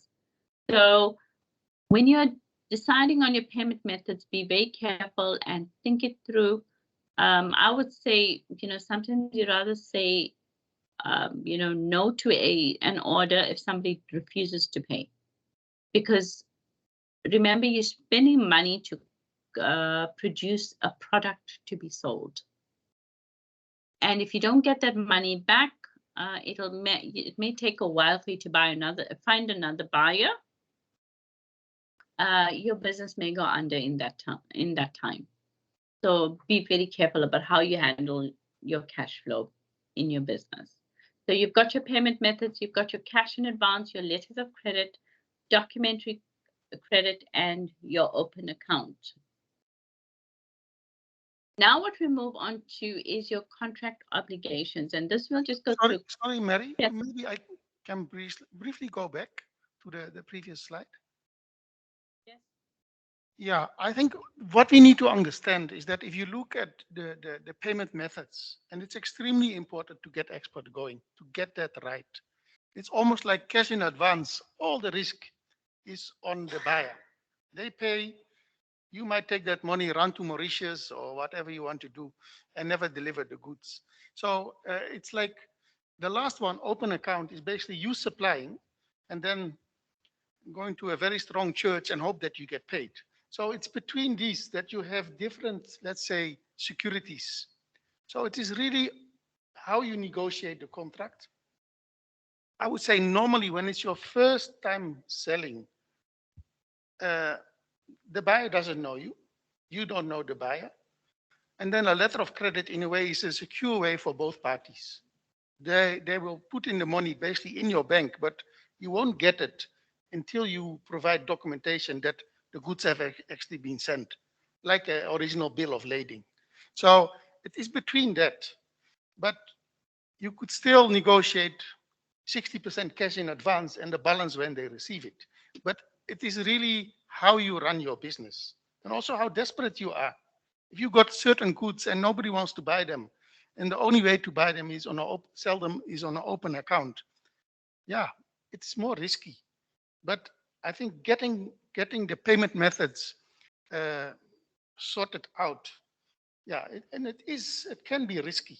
So you should always know that, yeah, if you sell locally, somebody might not pay you, but at least you know where he is.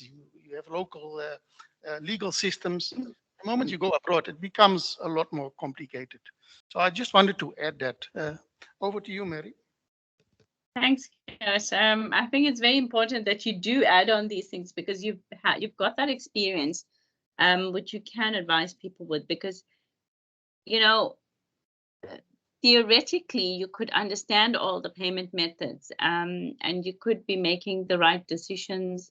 But you know, things change in business, and you've got to make the decisions based on what works for you at any given time. Okay, moving on to contract obligations. So when you've sent your quote to the client and you start discussing who does what, there are obligations that the seller has and obligations that the buyer has. So things that you have to do. Now these obligations are taken from the International United Nations Convention for the International Sale of Goods, which is the CISG. So whether or not it is ratified by Botswana or by South Africa or any other country, it is a good way to understand what your obligations are. Okay, so as a seller, your obligations are, firstly, you need to deliver the goods. Okay. Obviously, that is paramount. Otherwise, there's no point in you being in business or you exporting, or saying that you can export if you cannot deliver the goods. The other obligation that you have is that you must hand over any documents related to the goods. And when we go into Incoterms, you'll realize that there's quite a few documents, and we've already mentioned quite a few of them, like the commercial invoice, packing list, the bills of lading. So whatever documents are related to the goods, they need to be handed over to the buyer. And also you, the seller, you must transfer the property in the goods. Now, how do you transfer the property in the goods? So do you have a title deed for the goods? Yes, you actually do. Because a bill of lading, if you get one from the clearing and forwarding agent or the shipping line, a bill of lading is actually a title deed. It's a receipt for goods. and it is also a title deed. So whoever has the bill of lading literally owns the goods. So it's similar to how you'd have a title deed for a house, or that, you know, once you sell a house, you know, the title deed is transferred to the buyer. The title deed for the goods, and to transfer that title deed is your bill of lading. So that is why the banks spend so much of time worrying about the documents, because whoever has those documents literally can go and clear the goods, right? Obviously, you do have your shipper details, you've got your consignee details and stuff on the bill of lading, but to transfer the actual property in the goods itself, or to transfer the title of it, you need to actually transfer the bill of lading. So your obligations of the seller is to deliver the goods. You have to hand over any documents related to the goods and to transfer the property in the goods, which means you have to have a bill of lading with their details or their notified party details on the bill of lading. The conformity of goods. The goods must conform to the quantity, quality, and description. And this is your responsibility as a seller. So if you're selling goods, you need to remember that whatever the buyer has asked for, you need to be delivering. So if they've asked for 10 cartons of blue dresses, and it has to be navy blue, you cannot go and send them pink dresses and say, oh, no, now you need to pay me, because the goods doesn't conform to what they've asked for. So you have to be very careful when it comes to your goods, and make sure that everything conforms. So the quantity, the number of it, the quality. If they've asked for a specific type of material, that is what you're supposed to be using. And the description. So if you're selling T-shirts and your customer wants round neck T-shirts, if you send them V-neck T-shirts, they shouldn't be paying you because you sent the wrong goods. The goods must be fit for its purpose. So if you have machinery, let's just say you have a blender, it must do its job. So it must be fit for whatever purpose it is for, because it can look good. It can be machinery that's state of the art, but if it doesn't work, it doesn't work, which means it's not fit for its purpose. The goods must possess the same quality as the sample or model. You find a lot of companies will send you wonderful samples. And we've had cases of this where you get lovely samples. And you're so convinced that this is really great stuff that you will go and give them a big order. And then the next minute, the quality is not the same. You know, where you would have gotten a beautiful dress as a sample, you're getting something that's falling apart as the actual goods. And then you have to spend more money trying to correct it. And as Gerrit has said, you know, once you're dealing with an international country, another country, you don't have the same legal recourse that you would in your own country. So that is why you need to be very careful about what you do and how you do it when you're trading. Okay, the goods must be contained or packaged to preserve and protect the goods. So if you're dealing with fragile goods, or if your packaging is bottles, please make sure it's packaged properly so it doesn't get damaged and broken. And that goes for any type of goods that you're sending. You know, it must get to the destination in working order. It must be fit for its purpose. You can't have goods damaged because you haven't packaged it properly, and that's your responsibility as a seller. So if you've got stuff in cartons, make sure the cartons are filled, or if not filled properly, that you've got filling in it so things don't, you know, go haywire within the carton as it's being moved. I'm sure you've seen people, you know, move cartons onto a truck and off a truck. Some of them just throw it. So what happens to your goods that's inside if it's not packed properly? These are things you need to think about as a seller, because it's not just the buyer's problem. It is your problem if things go wrong. Obligations of the buyer. The buyer is required to pay the price, which includes taking the steps and complying with formalities required under the contract. So here, if the buyer is involved in setting up the letter of credit, that's exactly what they need to do. They need to go to the bank. They need to make arrangements for that letter of credit and start the process and make sure everything goes well. The buyer must take delivery of the goods, right? So when you are delivering, they must be available. They must make arrangements to take delivery of the goods.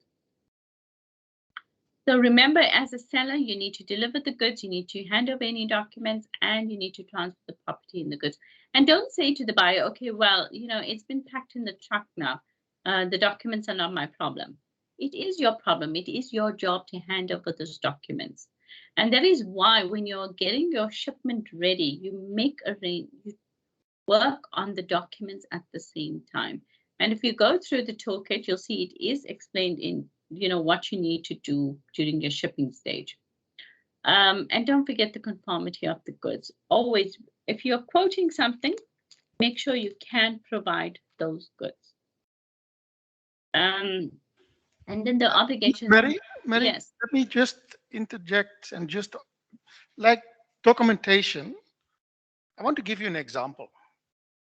I sent a container of goods to France, and I got a bill of lading, the packing list, all the permits, send them to my client in France. And it was on the sea, and then my client, I think, was more clever than me. They said, your bill of lading is not exactly the same as your packing list and what's on your invoice. And that would cause a huge issue in terms of clearing it in France. Like I said, they were clever enough to let me know. Then for me to change the bill of lading, I couldn't just change it.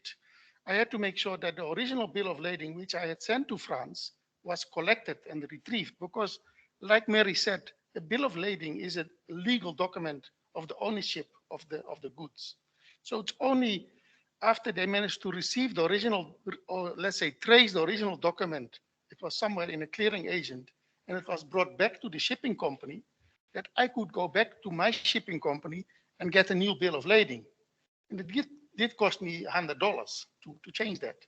But all I'm saying is documentation, just be very careful that they all are aligned. And I can't stress that enough. Over to you, Mary. Thanks, Gerrit. And I think, coming from the shipping background, if you have a bill of lading, right? So what a shipping line would normally do is that they will issue you with 3 bills of lading, the originals, right? You keep 1 and you only send 2. Because even with courier companies, they lose documents. We've had so many cases where courier companies have lost documents and companies were not able to release their cargo. So if you're dealing with a bill of lading, which is a very, very important document, once you get those 3 originals from the shipping line, you keep 1 and you send 2 to your buyer when you're ready, or to the bank or whoever, right? So if there's any problems, you must know that you've got 1 bill of lading as a backup. So let's just say you've sent the bills of lading to the buyer. The courier company loses it, but your buyer has paid you for the goods. So you can still help the buyer get the goods on that side by just submitting the bill of lading to the shipping line here and say, please do a telex release for me. Okay, these are options available to you. But remember, your documentation is very, very important. You have to get it correct. You have to check it. And you have to take care of it, because bills of lading are very, very important. If you lose all the bills of lading, it's almost impossible to get a new set. There's so many. I mean, you've got to sign letters of indemnities. The banks have to be involved with the letters of indemnities. You'll have like a few weeks delays. And I've dealt with these letters of indemnities when people have lost their bills of lading. It is not a nice thing to deal with. The customers really have to go through hell to just get their goods. So thank you for adding to that, Gerrit, because these are important things that you have to remember with your contract obligations. Okay. Marie, I just want to hand over to one of the participants. He has a question. Yeah. Is that okay? Yes, that's fine. Oh, thank you. It's actually more of a comment than a question on this bill of lading. it's quite an important document. Sometimes you get what is loaded is not equivalent as to what's on the form. And then we need to do what we call a VOC, a voucher of correction, to correct and balance the document with the actual load. And that can take some time. So it is very prudent that we make it right the first time. I know of a vehicle right now where something like that happened and it's been standing at the Lobatse border for like 2 months now, just to sort that out. And that thing has even now gone to court. SARS and the company concerned have gone to court to try and sort that matter.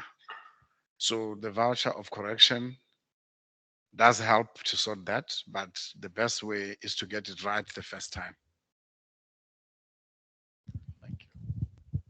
I fully agree with that. You have to, especially with bills of lading. And not only that, I mean, as much as you can amend the bill of lading and change and correct it, once the bills of lading have been released to you by the shipping line, before they change anything, you have to give them back all 3 originals, right? And some of which you may have already transported to the buyer. So you have to coordinate that. That takes sometimes up to a week.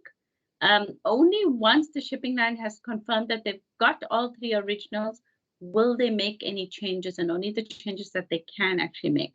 And remember, there's additional cost for that. So you will have to change your, pay for the changes, and you'll have to pay for issuing new bills of lading. So I agree with our participant there. Try and get it right the first time. Make sure your documentation is correct. I know it's tedious. It is absolutely boring to do all of that documentation. But if you don't get it correct, you will have tons of problems later on. So when you have people working in your office and doing documentation and submitting the shipping instructions and the bookings and all of that, they have to be very detailed people.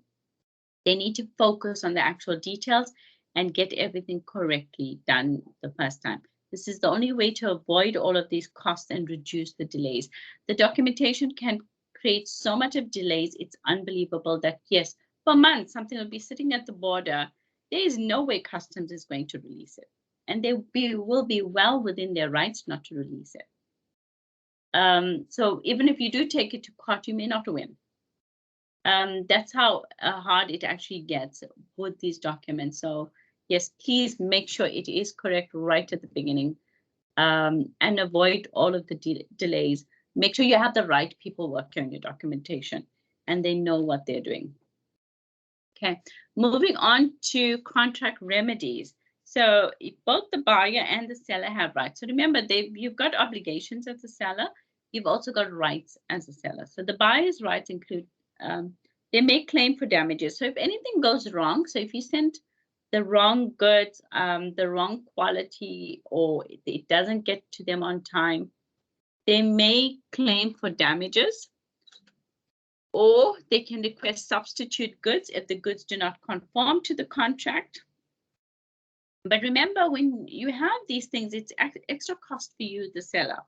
So get it right the first time, get it right at the beginning, make sure you're giving them the correct goods.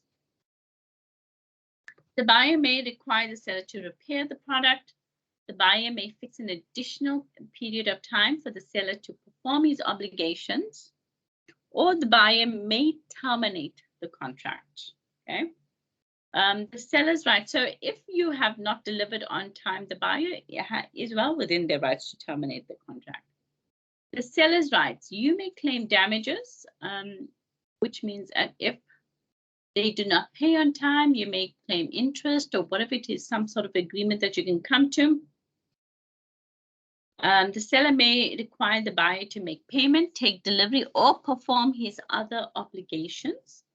The seller may fix an additional period of time for the buyer to perform his obligations. So you may give the buyer a little more time to make payment or to take delivery. Okay, because remember, the only obligations that the buyer has is to make payment and take delivery. Or the seller may terminate the contract, right? So let's just say you've sold, or the buyer has agreed to the quote and you've decided that you want a 60% deposit, right? But the buyer doesn't make the payment on time. You may terminate that contract. Or you could give them extra time, but it's up to you. And as long as you're not losing out too much of money, you can do that. So remember, as much as you have obligations, you also have rights, and you need to make sure that you are exercising both your obligations and your rights, and so is the buyer. And for me, the most important thing is that you are aware of what you can and cannot do. Okay, so that's it for the contract itself. And remember, it's not always written down. It's not a 1 or a 3-page document. It's usually your emails going back and forth. So make sure you have the correct information on it. Make sure all of that information is transferred to your invoices and to your packing list, and obviously to your bills of lading as well, that you've got the correct information. Okay. Moving on to Incoterms. Incoterms are international commercial terms. They provide internationally accepted definitions and rules of interpretation for commercial terms used in contracts for the sale of goods. Selecting Incoterms. When selecting the Incoterm, buyers and sellers need to consider the following: their experience with international trade, the risk associated with the Incoterm, the cost and financial responsibility, and experience handling the transport operators, suppliers for international shipments, right? When you're discussing your quote and the actual shipment with your buyer, you go and spend a lot of time going back and forth, talking about where the delivery takes place and who does what. Normally, you know, under normal circumstances, if there's no Incoterms, you'd have to decide, okay, I am going to pay for the transport up until it gets to the border in Botswana. I will pay for the insurance up until that point, and I will make sure, and I'll make all those arrangements. So you literally have to state it. I have to do this, and you have to make sure that you do your import clearance. I'll do the export clearance. And you'll say to me, Mary, once it gets to the border, it's your responsibility, and you need to have a transporter there and so on. And you need to make sure that you're doing your import clearance and transporting it from the border to your premises. But my delivery on my side will take place at the border. These end up being a lot of long stories, right? And in between those long stories about who's doing what, something may be forgotten. Someone may forget that, hey, you know, so-and-so has to pay for the transport, or there's insurance that's needed. And you know, based on it being, you could say, okay, well, I want to pay for the insurance, but you don't tell me up to what point that you're paying for it. So I may assume that you may be paying the insurance for the full shipment. So we could go back and forth, and there could be a lot of things that's missed. And that is where your Incoterms come in. Because your Incoterms are basically acronyms that tell us exactly where things happen and who does what. Okay. So you've got Incoterms for any mode of transport, and then you've got your Incoterms for sea and inland waterway, right? Now, any mode of transport, you're looking at rail, you're looking at air freight, so you can see the pictures there, truck, and even sea as well, right? So these Incoterms cover anything and everything, and it may even cover domestic shipments. So normally Incoterms are used mainly for international shipments, but they can be used for domestic shipments, and they usually are now, especially in the US, they use it a lot for domestic shipments. So it makes it a lot easier. So when we say X works, right? The Incoterm is just between you, the seller, and me, the buyer, right? It tells us exactly who needs to do what. So if we say, I'm buying from you X works. So when we say X works, it means from your warehouse, your premises as a seller. So what do you need to do? You need to make sure that you get the product ready.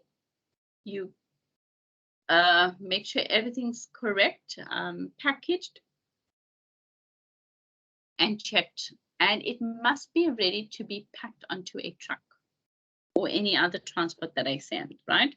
So that's what X-Works means. X-Works means you get it ready and you leave it in your warehouse or your factory in one part. And all I have to do is send a trucking company or my transporter and say, this is where you need to pick it up. It's in Gaborone and, you know, this is the address for it. And, you know, I'll send my truck there and you'll have it ready to be loaded onto the truck, right? And I will make arrangements for it to be actually loaded. So that's where your responsibilities end. So your responsibility ends as soon as it's ready for delivery on a date that we've specified, right? Your costs are up until your warehouse and until it's ready. My cost as a buyer starts when it's ready, right? So I need to make sure I've got the insurance because the risk is already mine. And I need to contact the transporter or clearing and forwarding agent and tell them this is where you pick up the goods. And please make arrangements to have forklifts and laborers to make sure that it's loaded onto the truck, right? Because that is my responsibility now. You just need to make sure that it's ready to be loaded. So when we say X works and you give me your address and a date, we both know what we need to do. And that's where Incoterms comes in. We don't have to have long conversations. We don't have to go back and forth on who does what. All we say is it's X works, your warehouse in Gaborone, and you know, pick up on Monday, the 14th of February. So I know what I need to do now. You know what you need to do. You need to get the goods ready and packed and ready to be moved. I need to do all of my stuff, which is arrange the insurance, get the transporter, make sure I get the documents from you. And remember, as a seller, you are responsible, no matter what Incoterm it is, you are responsible for the documents. So any documents that's related to the shipment must come from you. Okay, so your commercial invoice, the packing list, the certificates, phytosanitary certificates, everything needs to come from you. So you need to get the goods ready and the documents. So that's your first Incoterm. The second one is free carrier, right? So free carrier is also quite good for the exporter because you don't have as much responsibility. You need to obviously get it loaded onto the carrier or the transporter that I send, or you may need to drop it off at their warehouse, depending on what we've decided. But from that moment, once it's handed over to the first carrier, it is my responsibility. So that first carrier could either be picking up from your warehouse or you could be delivering it to their warehouse. And to deliver it to their warehouse, then that's your responsibility. But from that point onwards, as soon as it's handed over to the first carrier, and the reason why we say first carrier is because there may be more than one carrier. So you may be dealing with a clearing and forwarding agent, and you may be dealing with a shipping line, right? So your first carrier is your transport, right? So please always remember, first carrier is normally your clearing and forwarding agent. It could be a shipping line if you have arranged for them to do door to door. And a lot of the shipping lines have moved into that. So remember, your first carrier is the first people who's going to be handling the shipment other than you, the seller. Then you've got CPT, which is carriage paid to. And here, you, the seller, so whatever's in blue is for you, the seller. So your costs under CPT are right up until it's delivered at destination. Your risk stops at origin, and from there, I must pay for insurance. So here it gets a little more complicated. So it's not as straightforward as Ex Works. It's not as straightforward as pre-carrier where, cost and risk and responsibility ends at the same time. So here you've got costs and responsibilities where you're responsible till it gets to destination. But the risk isn't mine. I need to pay for insurance, right from the moment it gets to the first carrier. Then moving on to the right-hand side for CIP, which is carriage and insurance paid to. Here it gets a little more complicated even. So you are responsible for the costs and responsibilities of moving the cargo to destination.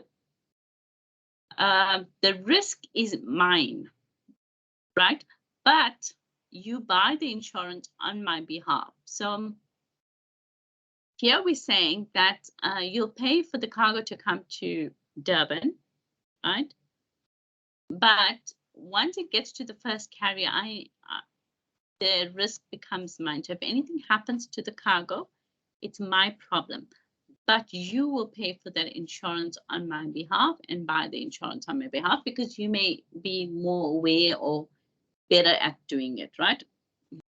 That is why we go back to when we're deciding on the Incoterms. How much of experience do you have with export? How much of experience do you have with international trade? Because you need to make these decisions. You need to know how much of risk you have, how much of cost. Because if, let's just say, you are responsible for costs. And as Gerrit had a shipment to Brazil, the freight to Brazil could be about $8,000. Do you have that money in advance to pay? If you don't, then you don't use CIP. Okay, don't take responsibilities that you cannot afford. That is why it's so important to think about what Incoterm you're using. Delivered at place, yeah, it's a little more straightforward. You will take the responsibility of delivering at destination, maybe to a warehouse or whatever it may be, my premises. The risks are yours until it's delivered at destination. The import clearance is for me, the export clearance is for you. Remember, with all of the Incoterms, except DDP, you will not be responsible for import clearance, right? Delivered, place, unloaded. So here, it must be unloaded and off the truck and at my premises. But again, I'm responsible for the import clearance. DDP, you are responsible for everything. You get it to my premises, it must be ready for unloading, and you pay and you do the import clearance. That's the most important part with DDP. I wouldn't advise people to use DDP unless they really know what they're doing or they have good clearing and forwarding agents. Because if there's any delays and any extra costs and fines and stuff from customs, it would be for you to pay. Okay, rules for sea and inland waterway transport. We don't necessarily have to cover it because, well, you are Botswana and we are South Africa and we're right next to each other. But for future reference for you, when you are dealing with sea, right? Free alongside ship, it means you get it to the nearest port or whichever port of loading we've decided on. So let's just say you want to use Walvis Bay, or you could use Durban, right, as your port. We can decide between ourselves, and then we decide on the ship that it's coming to. So if I'm the buyer, and let's just say I'm in Germany, right? So you will get it to the port that we've decided on, either Walvis Bay or Durban, and it must get alongside the ship. So it means it must be in the port itself. And timing is very important for shipping. If a ship is coming in on Tuesday, by Sunday, the cargo has to be in the port. If it doesn't go into the port on time, you may not get onto the ship at all. So please always be very wary of shipping and your times and when the vessels are coming in, when the vessel's leaving, because you need to know, your stack dates and so on. So if it has to be in the port at a certain date, You can't go after that date and assume that it's getting onto the ship. It will not get onto the ship because the shipping lines are very, very strict about this. Free on board, here your responsibility ends when it's on board and loaded onto the vessel. Okay, so all the costs up until it gets onto the vessel is for you. So whether you're sending the cargo via Walvis Bay or Durban, all the transport costs, all the landside charges, the shipping landside charges will be for you. And I will make the booking with the shipping line, and I will just tell you which one to use and which ship to get it onto. Cost and freight, here you will make arrangements for getting it onto the ship and to destination. So if I'm in Germany, in Hamburg, you will make sure that it gets onto a ship that's going to Hamburg, and from the time it gets to Hamburg, it's my responsibility, right? The risks are mine from the time it gets onto the vessel, though. With CIF, similar to CIP, you will make sure that you're paying the cost up until it gets to Hamburg. I will be responsible for the risks, but you'll pay for the insurance on my behalf. So if I'm using CIF or CIP as a buyer, I need to make sure I've got top-up insurance, because if you're buying the insurance on my behalf, you don't care what happens to the cargo once it's under my responsibility. So you'll find the cheapest insurance and cover it. So I may actually lose out if there's a problem. So these are the Incoterms for 2020. Okay, these are new Incoterms. A lot of companies are not yet using it. A lot of them are still using 2010, but we've included it in the toolkit and both 2010 and 2020, because there have been some changes. We're not going to go into the details of the changes. You just need to understand that if your buyer wants to use FCA, this is, you need to know where your costs and risks and everything ends, right? This is what you will need to look at in your toolkit. So from page, I think 31 onwards, I could be wrong. Page 31, yes. You'll have all your Incoterms for 2010 and 2020. So here it's very, very easy to read. So if your buyer says they want free carrier, which is FCA, it's known as free carrier. You can use it on any mode of transport. And when you're writing it in your document, whether it's a letter of credit or your packing list or your commercial invoice, you'll put the FCA and make sure you have a specific address and date, and you are stating the words Incoterms 2020. Because some of the Incoterms, they may have changed, the rules may have changed. So before you agree to an Incoterm, please check what you're using. So your delivery will take place to the carrier or person nominated by the buyer at the agreed point within the agreed period and loaded onto transport where specified. You, the seller, you'll be responsible for all costs up until delivery. The seller must pay the cost of those checking, operations, and packaging that are necessary for the purpose of delivering. Where applicable, the seller will be responsible for export clearance. The seller needs to provide licenses for export. So your certificate of origin, your phytosanitary certificate, your commercial invoice, packing list, and export customs clearance where required. Your risk passes at place of delivery at the agreed time, and the seller will require insurance up until delivery. Buyer will require insurance from this point. So as you can see, we've made it as simplified as possible for you to use. So even if you go down to DDP, delivered, duty paid, you can use it for any mode of transport. This is how DDP is written in your other thing. So it will be DDP, and it will be my address in a warehouse here in Durban. We'll put in that address and then Incoterms 2020, right? The seller delivers the goods when the goods are placed at the disposal of the buyer, cleared for import on the arriving means of transport ready for unloading at the named place of destination. So that is where delivery takes place and how it takes place. So you need to get it to my premises. You need to have it cleared and it must be ready for unloading. You don't have to unload it. That's my responsibility. The seller is responsible for all costs up until delivery.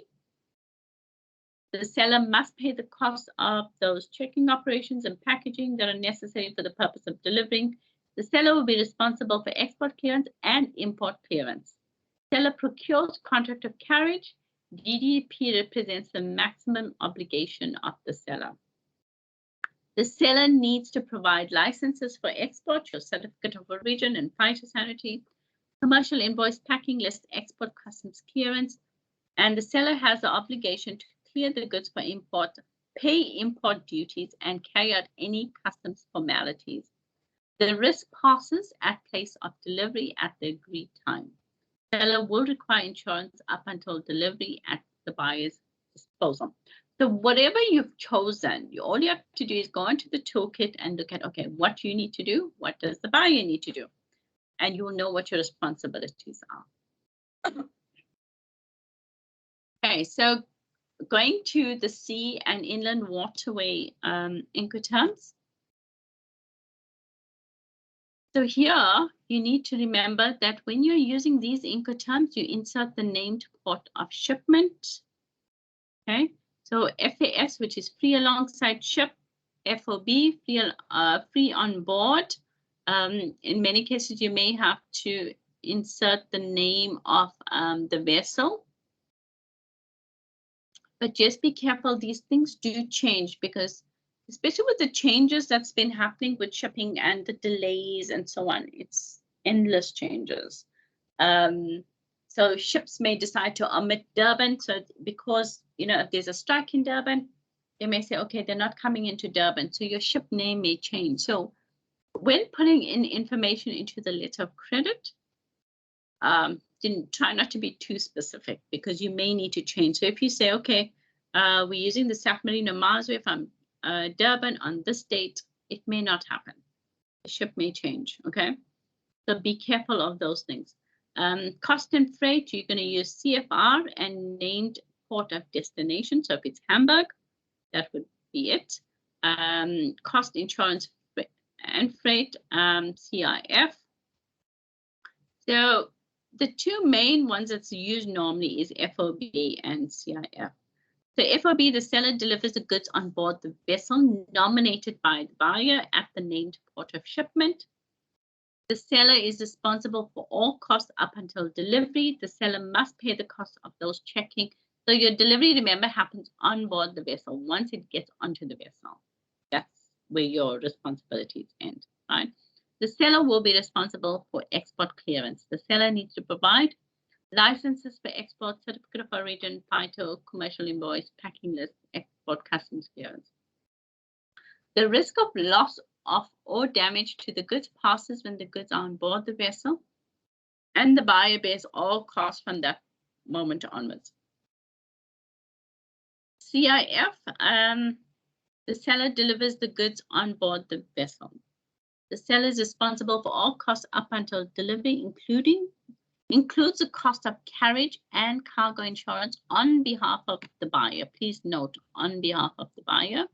As much as you may pay for the insurance, it's not your risk. To the destination port, the seller must pay the cost of those checking operations and packaging that are necessary for the purpose of delivering. The seller will be responsible for export clearance.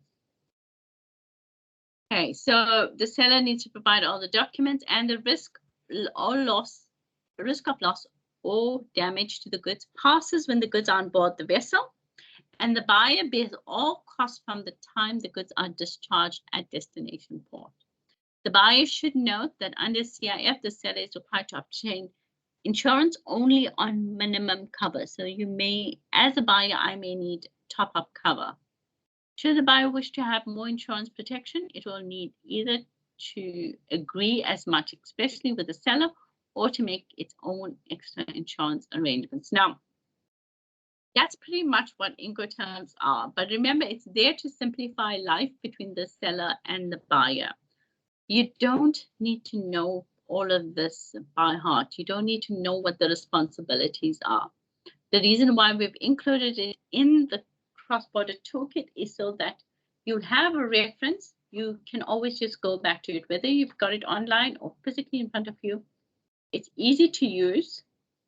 Nobody's ever going to remember everything in Incoterms and all the responsibilities and stuff. So that is why we've given you this tool to be able to use. Always remember to try and keep things as simple as possible and minimize your risk as much as possible. So when you are choosing your Incoterm, you know exactly where your risk stops, where you have to stop paying your costs, and where your responsibilities end. That's the main issues with the Incoterms.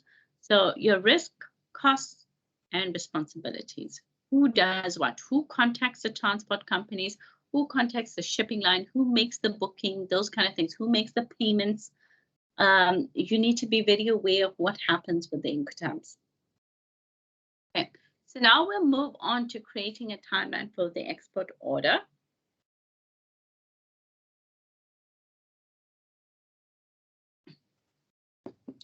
Okay, so on your screen, you'll see the International Supply Chain Model, which was done by UNCPACT.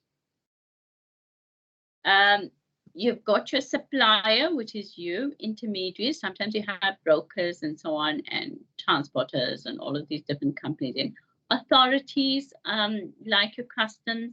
And then you've got your customer, which would be me. So I buy from you, you ship, and then I pay you. And in this time, you're preparing for the export. You export, the transport is done, I prepare for import, and then the import is arranged, right? These can be long processes and tedious processes. The reason why I got this model on is to remind you that there's a lot of things that you need to take into account when you're working with your export. So you've got your commercial procedures, and these include establishing the contract, ordering goods and ordering your raw materials to produce the goods that you're selling to me. The commercial procedures also include advising on delivery and requesting payment. Your transport procedures is establishing your transport contracts. So these are booking the cargo, getting your bills of lading, getting your goods receipt, and collecting and transport and delivery of the goods. So that's part of your transport procedures. Your regulatory procedures will be obtaining export and import licenses, providing customs declarations, providing cargo declarations, applying for trade security procedures, clearing goods for import and export. And then you've got your financial procedures, which is providing credit rating, insurance, provide credit, executing payment, and issuing statements. So you basically have 4 different types of procedures. These procedures happen more or less around the same time, right? But they are all important. There's nothing that's not important here. You know, you cannot say that commercial procedures are not important, because there wouldn't be a sale of goods without the commercial procedures. You know, it's about you establishing the contract with me, the buyer. And you won't be able to get the goods to me without the transport procedures. And nothing will happen without the regulatory procedures, because you need to make sure your export and import licenses are done. You need to make sure that the clearing and the clearing of the goods is done. And the financial procedures are really, really important, because you have to have your insurance, you have to have credit available, and credit insurance available. You need to make sure that you've got enough money. We've arranged for how the payment is made, and so on. Now, you may not know the exact time it takes to do everything. And this is also in your assignment. So please take note. I'm not expecting you to have specific amounts of time or the actual amount of time. These do take time to figure out and phoning people and so on. You can guess when you're doing your assignment. But the main reason I've included it in this workshop is so that when you're dealing with your final client, when you're dealing with your buyer, you need to be able to tell them, okay, I can have the goods ready by, in 2 weeks' time, right? And from there, we'll have the transport sorted out, and it will take about 2 days to make sure that it gets to the border. And from there, it'll take another 2 days to get to Durban because there may be other delays at the border and so on. So these are things you need to be aware of. And the time it takes to get payment from the banks, the time it takes to get the insurance. You need to know all of these things because it adds on to the time for delivery. Sorry, Mary, I do Yes. have a question here. Hold on. I think also very important is to select your transporter. I'll give you an example. Last year, I Yeah. sent a container. It spent exactly 2 months in Zwartruggens on the rail, just standing my- there. And that doesn't help with making money. Hi again, Mary. So I'm coming back to this because the regulatory procedures is important here. As I did say, the introductions, I'm into cosmetics. And I did see that as part of the regulations of us now fully exporting into South Africa, we need to have the sites certification because we manufacture skincare products using indigenous plants. And then I want to believe that we need to declare that we're not using the endangered species. Yes. SITE seems to be a very international organization. I just went out within their website and it's quite based in Switzerland. Once again, I'm really asking on the practicality of steps. How could we start this procedure of applying and making sure that we have this documentation in order for us to export?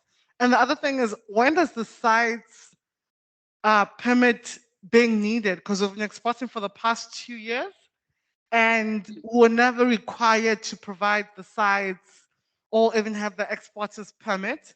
But I want to believe that this time around, since the consignment is bigger than the other ones we've sent, this is going to be a requirement.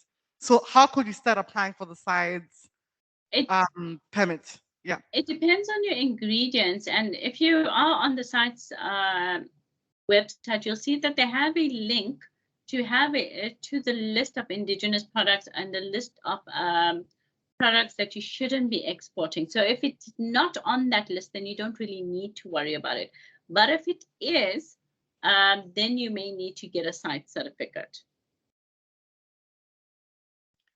Yeah, I think just to add to that, and then I'm talking from my own experience, like Devil's Claw is CITES, is under CITES, but I do get a specific export permit from the Department of Forestry for the export of Devil's Claw from Botswana.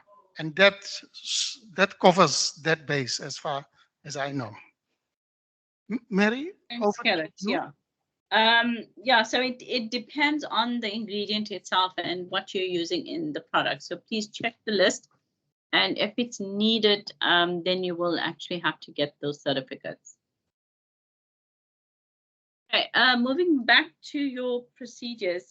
So these are the 4 different types of procedures, and you need to be aware of it and take it into account when you are planning your timeline.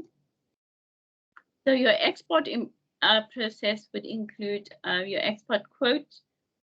If you go into the toolkit, it'll tell you what to include in the quote. And then you've got your clearing and forwarding agent and how to select your service provider, as Gerrit mentioned. It's very, very important to select the right service provider and somebody who understands the market that you're going to and hopefully has some sort of agents there. Make sure that they do have agents in South Africa. Even if you're not responsible for the full shipment, make sure that there are people that they have that they can talk to. And rail, yes, is a problem because I know personally I've dealt with issues where we've had customers just from Durban to Johannesburg. It went by rail and then it was stuck for over 7 days. So that is why it's important to look at the mode of transport because it may be slightly cheaper, but a lot more expensive in the long run with regards to delays and lost business. So you need to be very wary of who you're using and what happens. And I'm sure the lady from GapCon can help you with that because I have dealt with GapCon before, and there have been, delays between South Africa and getting into Gaborone, and a lot of the problems was sitting in South Africa, really. So, we even had to look at options of moving cargo via Walvis Bay instead of moving it via Durban because of the rail issues.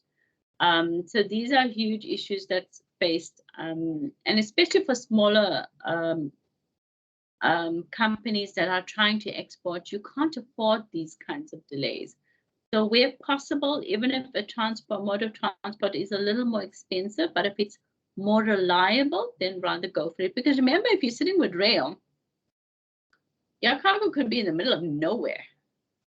There's no way you can gonna get it off. But if your truck has an accident, or if it's breaks down on the N3 or any other road, you can get a replacement truck, and your cargo will be moving within a few hours at least. So these are things that you have to think about. So Kara, thank you for mentioning that. And part of the export process is getting your pro forma invoice done, information, and we've included information that goes onto the pro forma invoice. When you go through the toolkit, you'll see that there are examples of some of the documentation, like your commercial invoice, pro forma invoice, packing list, and I think the transport waybill as well.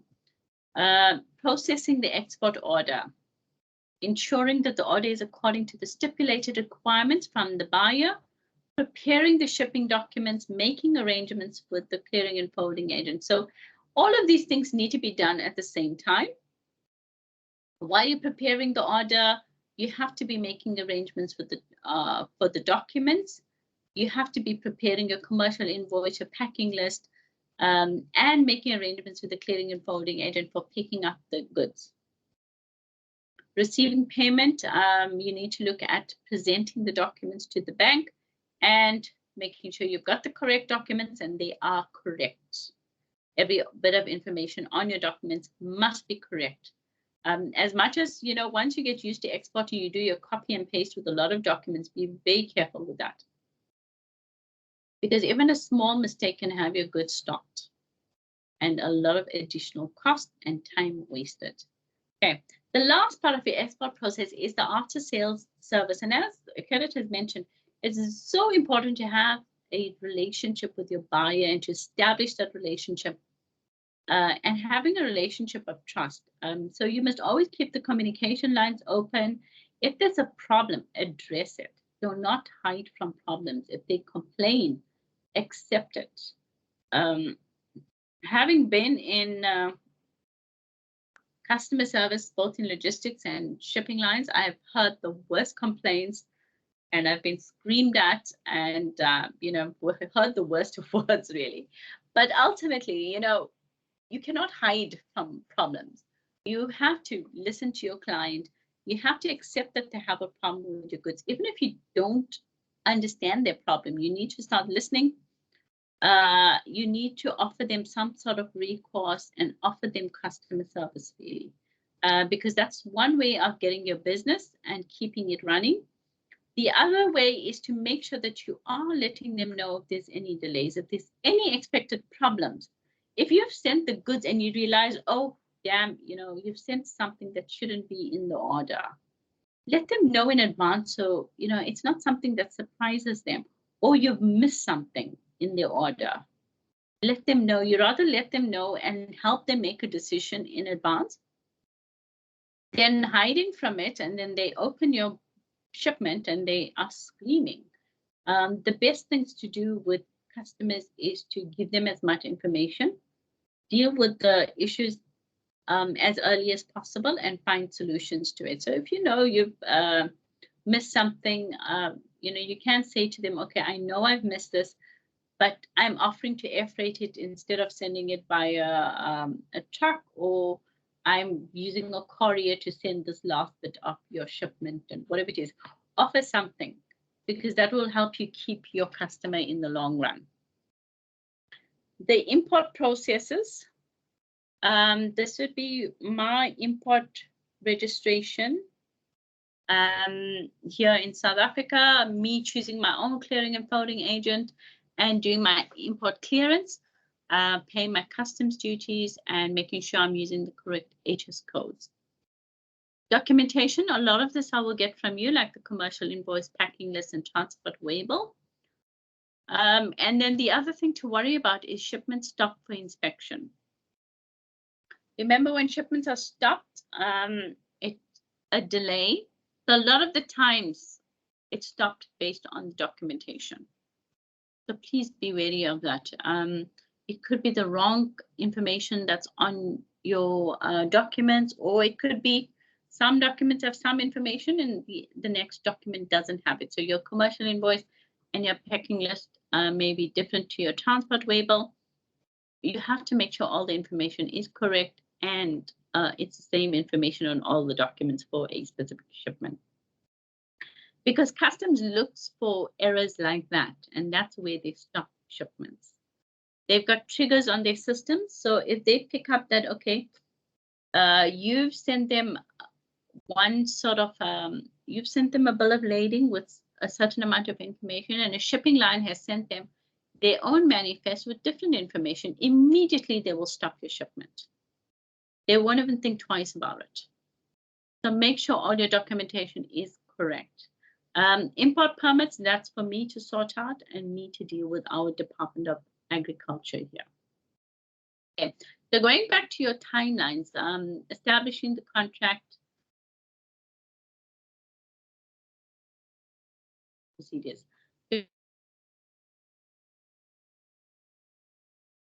Establishment of commercial contracts, which is your commercial procedures.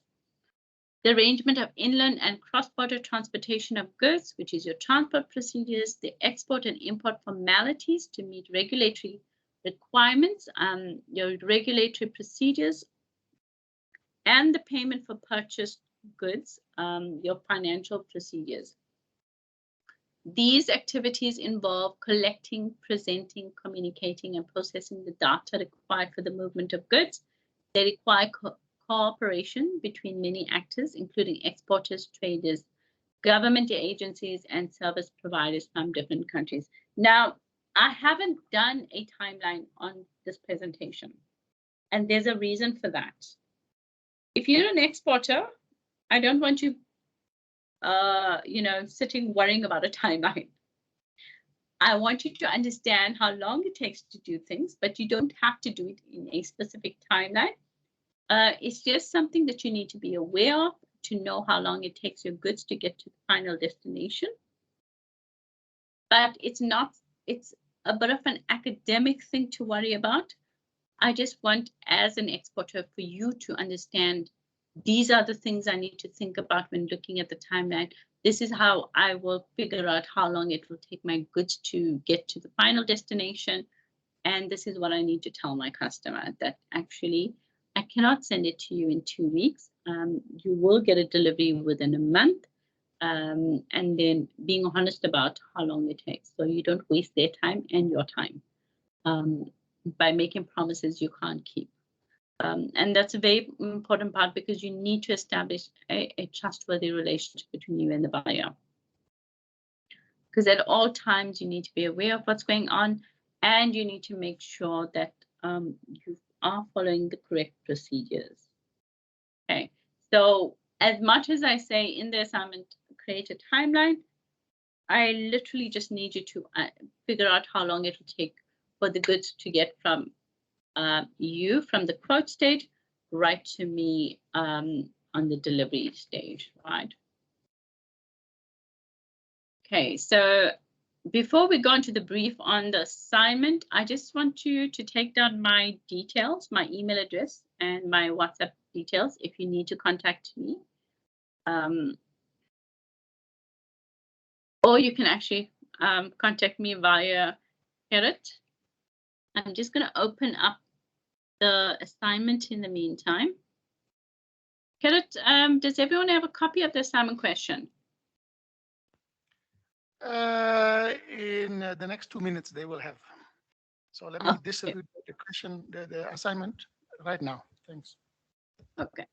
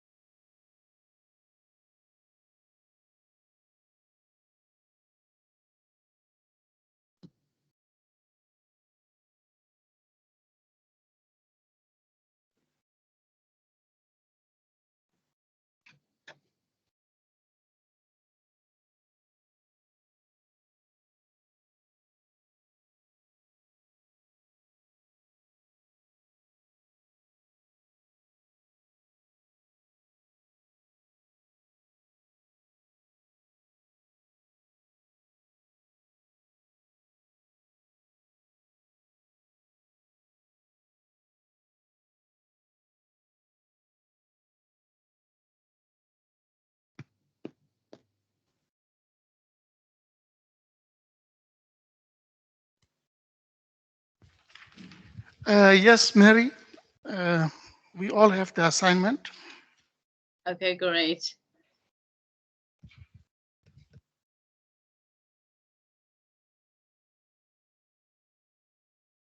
Okay, so the assignment is the participants will prepare a presentation on the process of exporting a product of your choice from Botswana to South Africa. The presentation should be no more, okay, don't worry about the slides because the other countries have been doing PowerPoint because they've had 2-day workshops.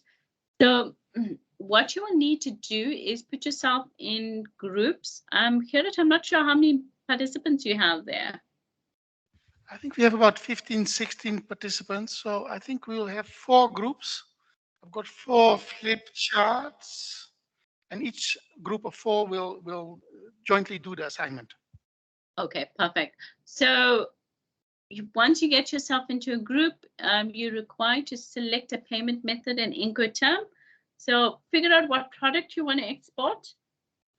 Select your payment method and your Incoterm, and obviously give me reasons why you've selected it. And then calculate the customs duties where possible the cost of export. For reference, you may use $20,000 as a base cost for the goods for calculation purposes. The reason why I give you the cost is because not everyone is actual exporters, so they may not know the cost to use. But I just want you to give yourself a try at calculating things like the VAT and so on, right? And then create a basic timeline from quote to delivery. So you your goods to get to me. So whatever commodity it is you've chosen, think about how long it will take to process, to manufacture, and then how long it will take to transport. Think about all the delays at the customs borders, how long it'll take to get to me in Durban or whoever you want to export to. But also, look at how long it takes to get a phytosanitary certificate if needed. If I need to get an import permit, think about those 30 days. So put all of those things into your timeline.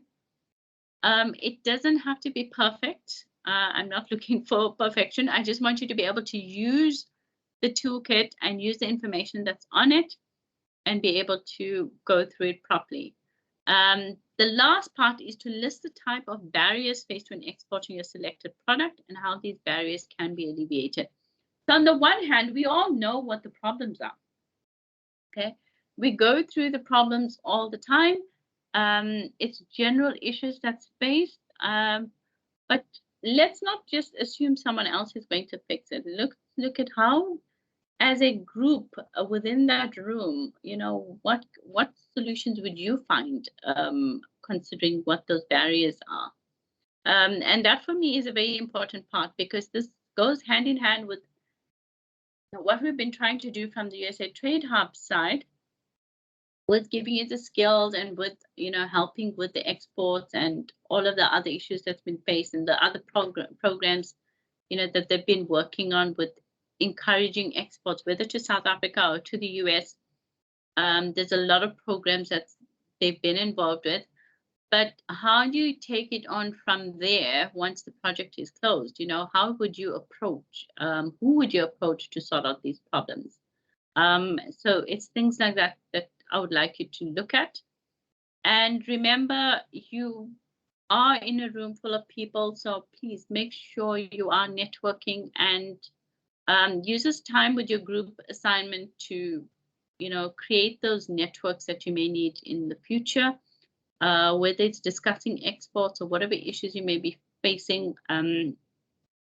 So just to help each other, because there's a lot of knowledge that's in the room, and I'm aware of that. I mean, even if you look at people like Helen, who's got the experience of exporting, who can help out, who can give you advice.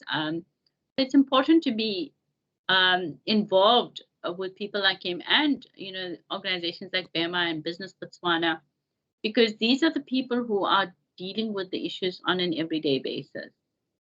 Carrot, is there any questions on the assignment or anything else? Because we have some time for discussion now. I think what we can do, I think when we discuss in the groups, and we will have like 4 people per group, we have 4 groups. I suggest we look, let's be practical. I think I see some people producing cosmetic products. I see Botswana Meat Commission with meat products. My next door neighbor is doing stuff with chemical products. So if we select the products, premier clothing, textiles, so let's be maybe practical and look at the products which apply to Botswana. We know we can't export groundnuts from here to South Africa. So let's be practical, use that as and see how we can do this assignment. And the key thing is really see where we can use the document with the Incoterms, calculating the real cost of how will it now cost to deliver to my client, including the freight, including the clearing cost, and you will make assumptions. But try to, like I said, you are in exports because you want to make, as a company, find more markets and make more money. So getting your pricing right is key, and making sure that it's not just the cost of your product, but all the export procedures which you need to include, the VAT which has to be paid at the South African side, often is paid by the importer, but you need to make it sure it's all there. So really, I would say let's be very practical, but we do have a few minutes. I think, Mary, you have talked a lot. Maybe we have questions from some of the participants, which things are not 100% clear. I think when we do the presentations, we can also have very short presentations. I mean, the idea is that we finish on time today. Like some people said, it is my birthday, so let that be a birthday present. Yeah. But I would say let's be very practical on the assignment. But maybe let me see, is there any hand of some questions you have right now for Mary in terms of what she has told so far? I think the document which you all have, and we'll also be able to send you soft copies, will give you a guide. I think the other thing Mary said, what is happening today might not happen tomorrow. So even if you think you know it now, yeah, it's like never think you know it all. Things do change. Sometimes there's a new regulation, and then suddenly you got, oh, I thought I knew it. But I think when you're in the export business and you work with custom clearing agents, you work with your transporter, select a good transporter. Yeah. So talk to some of your colleagues in the business. If you use a Mickey Mouse transporter who has never brought stuff into South Africa, it's likely going to cause you problems. So, and there are many companies doing consolidation, exporting, and that's how you also learn. But now I should not talk too much as well. So maybe, is there any issues you want to clarify from Mary right now? Monty?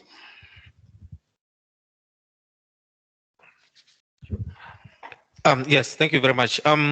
You have mentioned, Mary, quite a lot of comprehensive and very important concepts and facts that we need to follow when exporting. But I haven't heard you speaking to e-commerce because post-COVID things changed. There's a new normal, and a lot of exports now are going through e-commerce, especially for the small and medium enterprises that see e-commerce as a solution to their problems from the past. Does this processes also accommodate the e-commerce platforms? Thank you.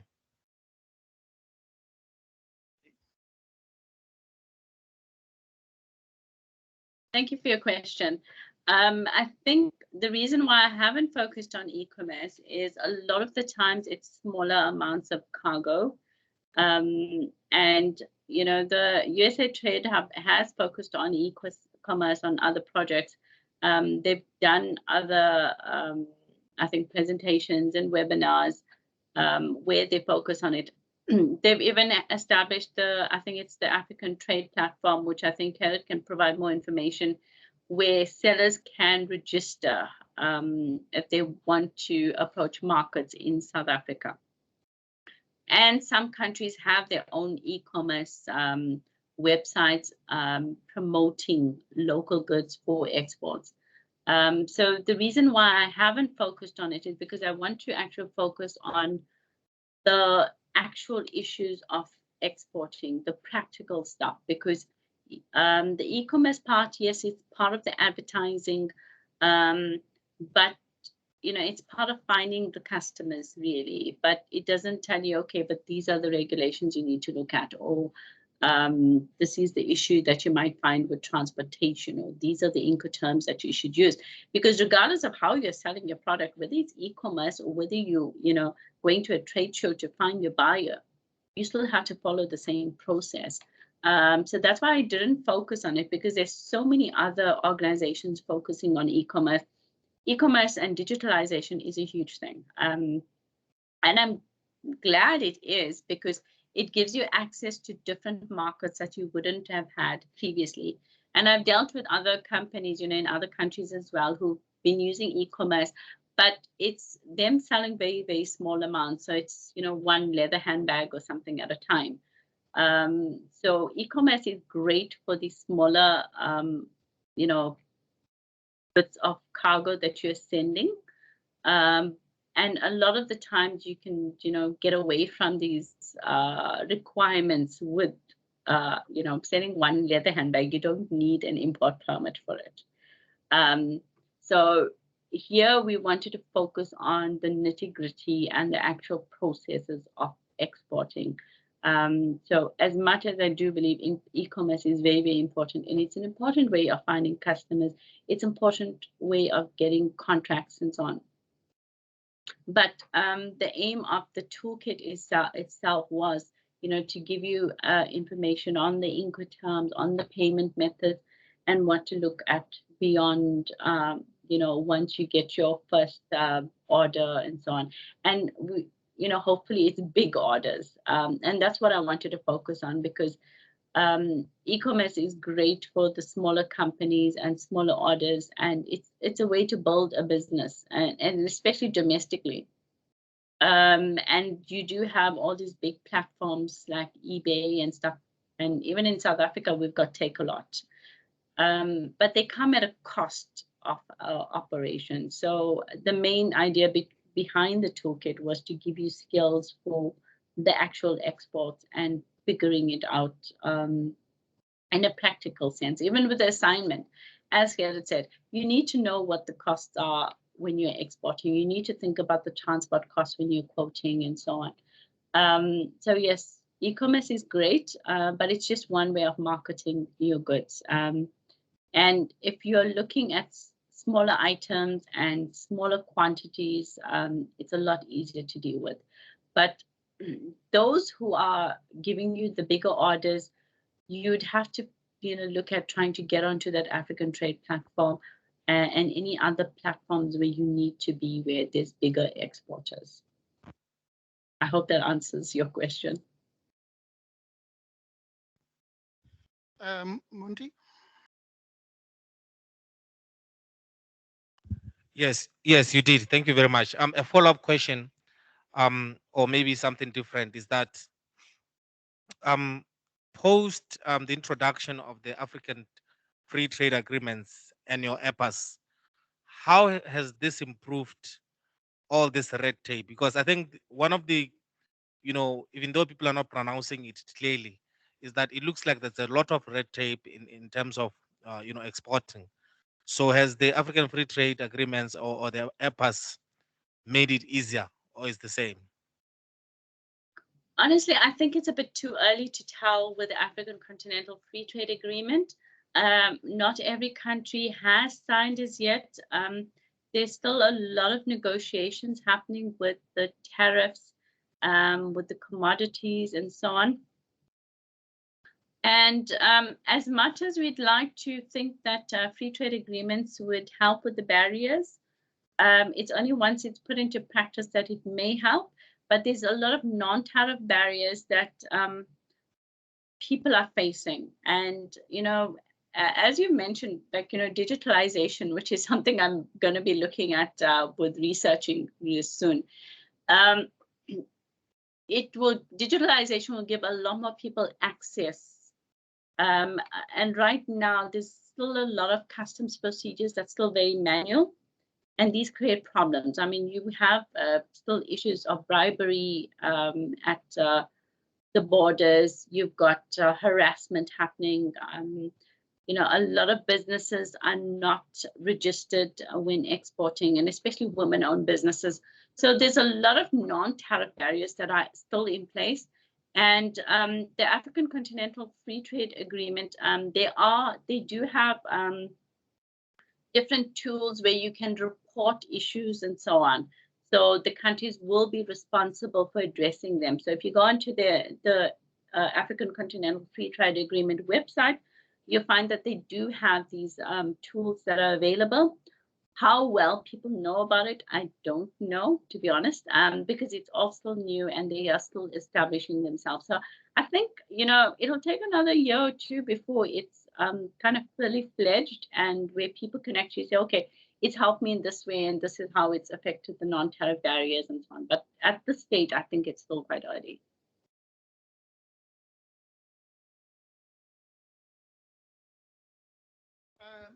Sorry, Mary, one more question here.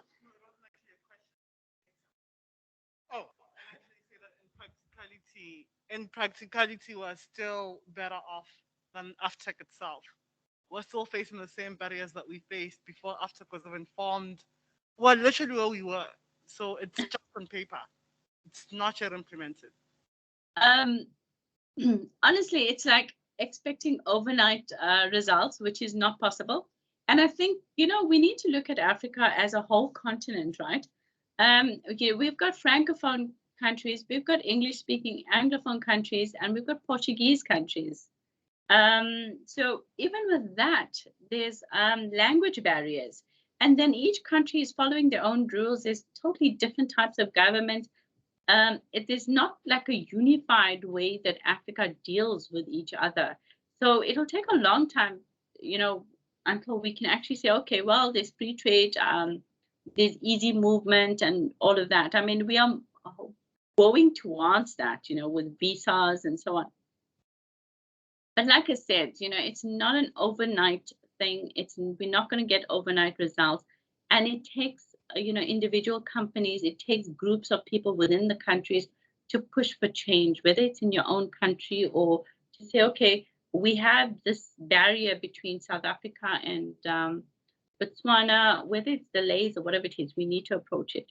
So it will take a lot of work and a lot of time. So, we're not Europe where they can go from one country to another, and not worry about visas and stuff. It'll take a long time for us to figure out our way because we don't have as much money as, the first world countries. To implement things, it takes a lot of investment. It takes a lot of help from donor agencies. So it's, as much as we want it to happen quickly, it's not going to happen quickly. We do need a lot of support from the outside. Unfortunately, that is the case.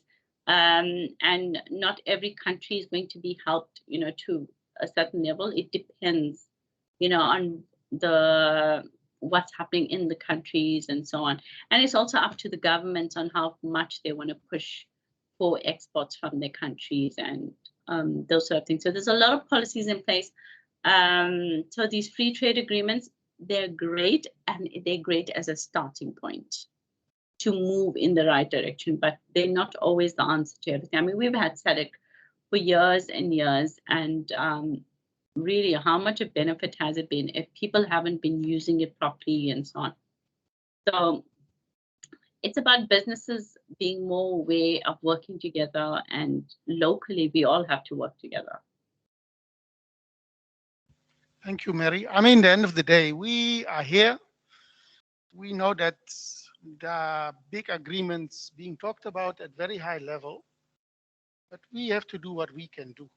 And we have to do what we can do for our companies within the regulations that are there. I know we have the BEMAs and the Business Botswana, and I know they're also talking to our government and trying. But yeah, some of these things are not easy to change. But I think really we as businesses here, if we want to diversify our exports, which is the story of the day, it is us doing it. And it's us doing it with whatever we have at the moment. I think the training we're giving today is providing a lot of practical information how we could actually help our exporters or export more. Like I said in the beginning, it's not a silver bullet. You still have to do it yourself. But if you are stuck and you can go to GAPCON, or you can go to BB or BEMA, or yeah, at least it can help. If you can go through your manual and get a much better understanding of the Incoterms, because some people sign a contract, Incoterms, they don't even look at it. And when they finally go and say, hey, this is my expense. Oh, I have to do this. I have to find this documentation.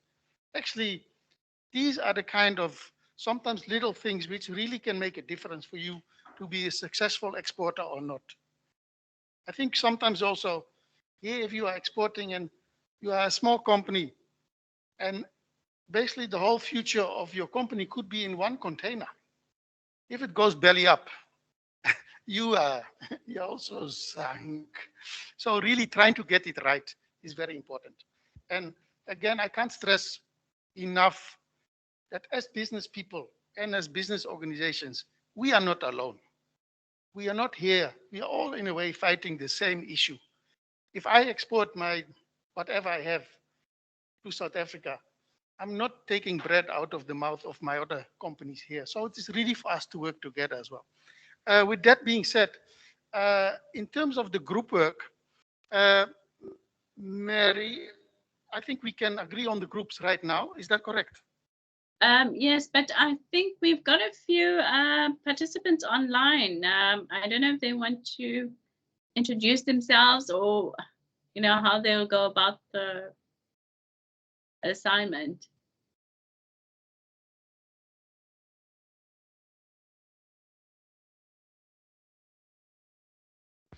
I don't know. Hold on. Hi, I'm Tutu. Hi, Tutu. Thank you for joining us. I'm not sure how we should handle. I don't know if you want the participants who are online. We'll give you a choice of obviously presenting on your own, whatever you can, but it's up to you. My colleague is there, Wei is there, so I think it's okay. I'll let sort of run with it that side. Okay, that's perfect. Anybody else who is online who would like to ask a question or participate?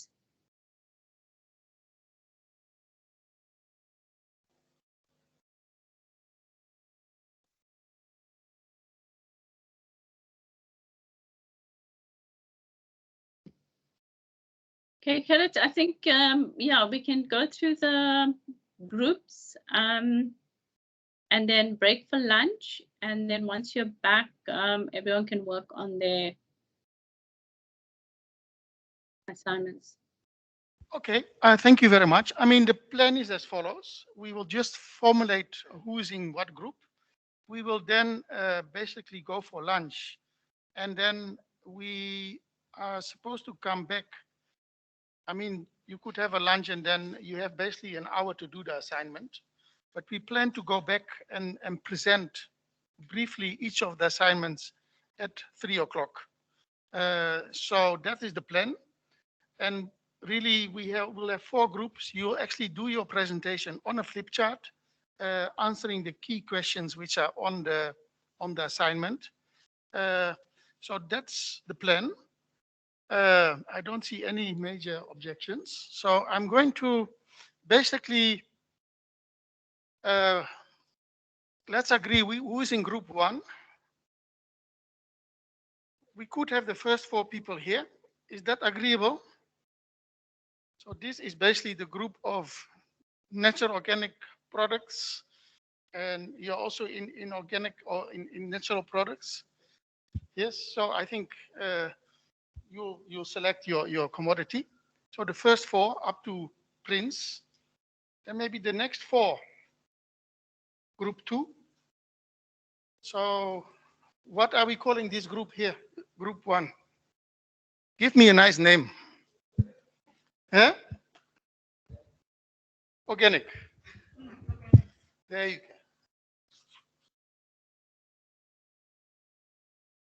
Okay, group 2.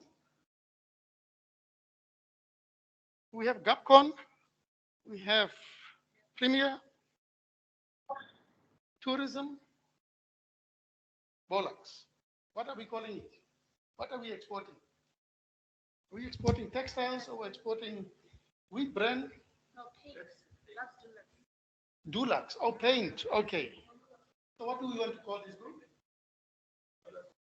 Huh? Let's call it painted textiles.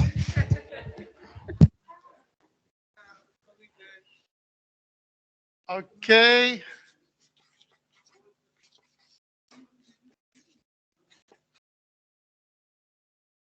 Then group 3. Group 3, we have Botswana Meat Commission, beef.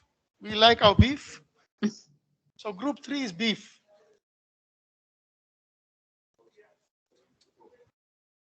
And then group 4, we've got chemicals. I know, Monty, you're not staying with us. We've got BB. What do we call it?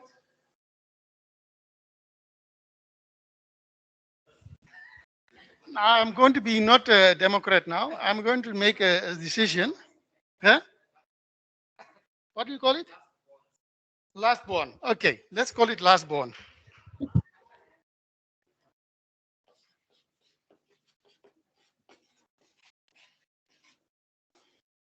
Okay, so please, I think we can have our lunch, and straight after lunch, you can be in your group, take a flip chart where you can sit together and try to answer the questions on the assignment. Let's try to at least start by 3, have brief presentations. So again, when we answer the questions, I always say Bibles are for church. So let's not make long stories. Just come to the point. This is how we want to do it. And then we have brief presentations. So select in your group who will do the presentation. We start at 3, and then we take it from there. Are we okay with that? With that, I'm going to close for lunch. Mary, is there anything you want to add? Nothing from my side. Thank you. I'll see you guys at 3. Thank you very much. We'll see you at 3.